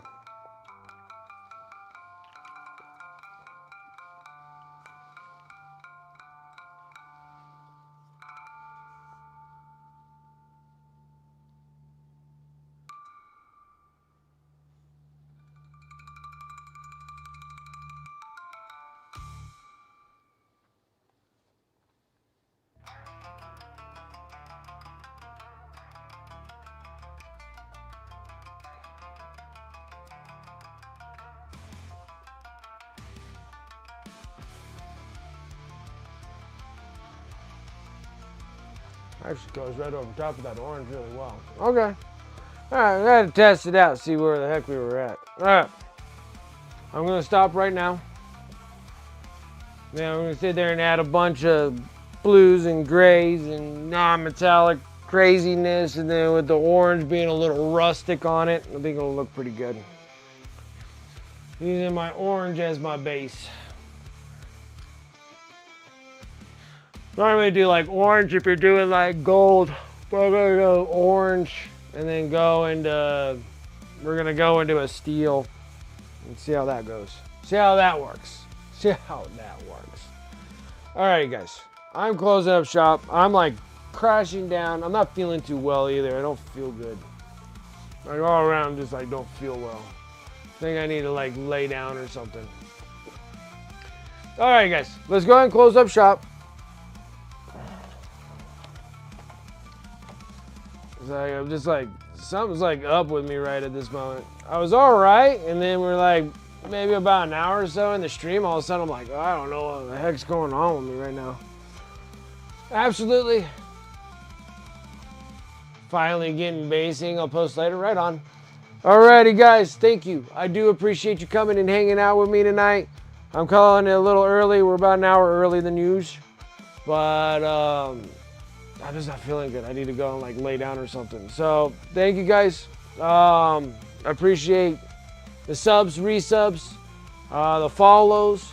Thank you so much for the support here over on Twitch. If you're over there on YouTube, thank you guys so much for the subs over there, the follows. I'm trying to go shoot for that goal for 1,000. So if you guys can help me out with that, I really do appreciate it. Thank you, thank you. Let's see here. Shout out to the sponsors above. You can use those commands in chat, or you can go over to my Discord, !Discord. You're like, huh? Yeah, I need to stop. I'm not feeling very good. I need to like go lay down or something. Shout out to the sponsors above. You can use the commands in chat. You can go over to my Discord, !Discord. They'll be over in my sponsor affiliate links. More than welcome to use those links. Red Bull cures all. I don't know. I'm already having a hard enough time sleeping as it is. I don't think I need a Red Bull to crash me. Let's see here. Yeah, Discord. I don't even know what I'm thinking. I don't even know. I can't even think right at the moment. Also on my Discord, eBay. I have my eBay store on Discord as well as eBay, or you can go over to eBay and look up Wicked Minis. Pretty much everything I paint on the stream goes over to eBay. This is another way you guys can support the stream too. If you guys want to buy miniatures, that all cycles into my streaming content. So thank you. I really do appreciate if you guys do buy from there. Let's see here. Got that, YouTube, that, and then my Instagram and stuff, socials, !Socials. Other than that, You can follow me over on Instagram. I got to start working with the mental health charity painters and get that big statue that I still have. It's primed. I need to start working on that thing, but I'm going to make recordings and picture updates and all that stuff for Black Forge Games and mental health, the MHCP, the mental health charity painters, and get that statue up and going. But I got all the way until August, but we're already in March, and before I know it, it'll be like December, so it's how much time flies. That's about all I got going for myself. Let me go refresh my Twitch.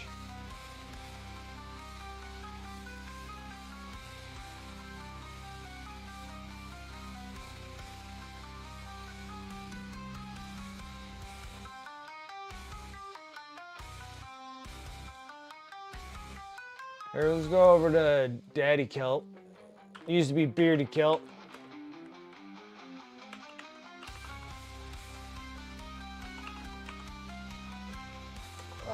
Let's go and start this raid and get over to Daddy Kilt, aka Beardy Kilt. See what he's up to. Other than that, guys, thank you so much. I'll catch you guys on Friday. Till then, take care. Have a good rest of your week, and I'll see you guys later. Bye now.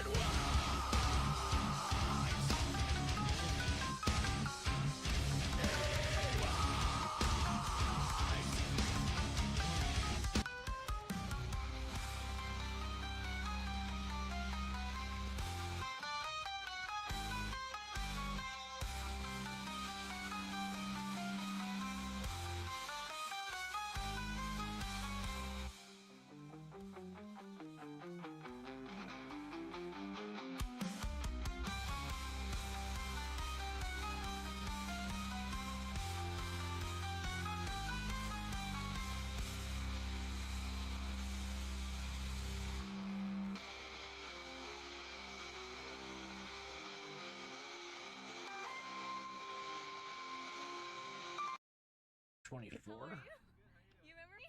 Yeah, what are you doing here? So your girl asked me to pick you up because she had to pick up some extra hours at work. So I'm here. Michael, how are you, dude? She said she How was called your you stream, my up. guy? Maybe Jesus you wanna Christ. meet? Did not expect that. Thank you so much. How was your stream? Later when she's off. Here, I'll help you. Wicked minis, yes.